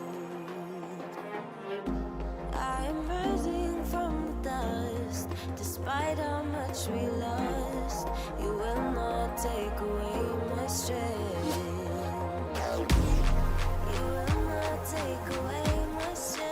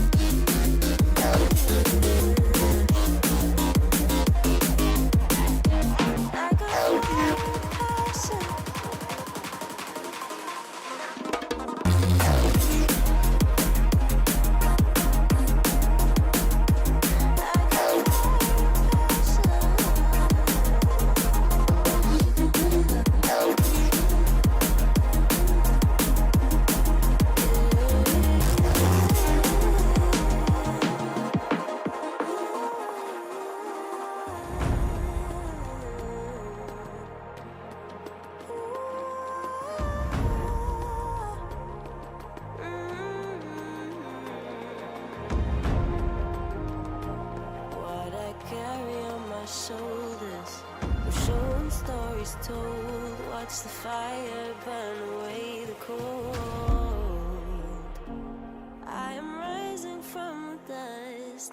Despite how much we lost, you will not take away my strength. You will not take away my strength.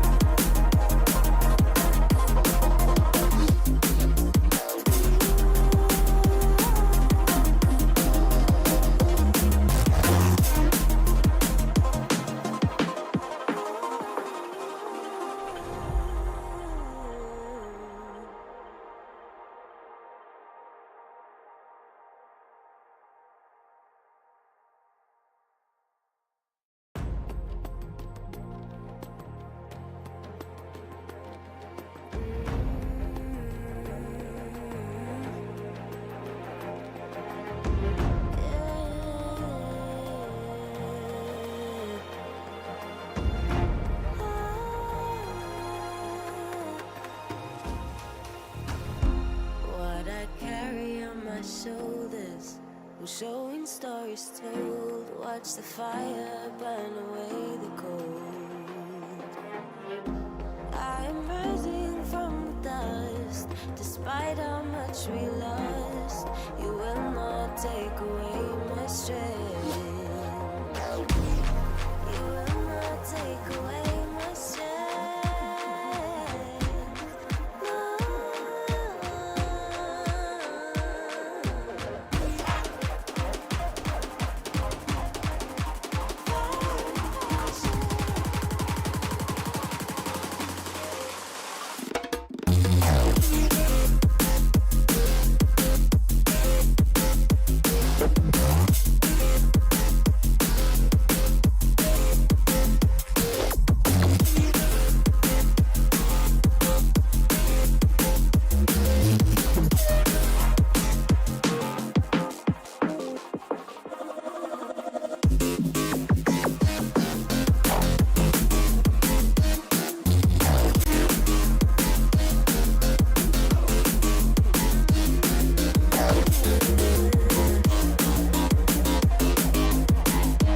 I got passion.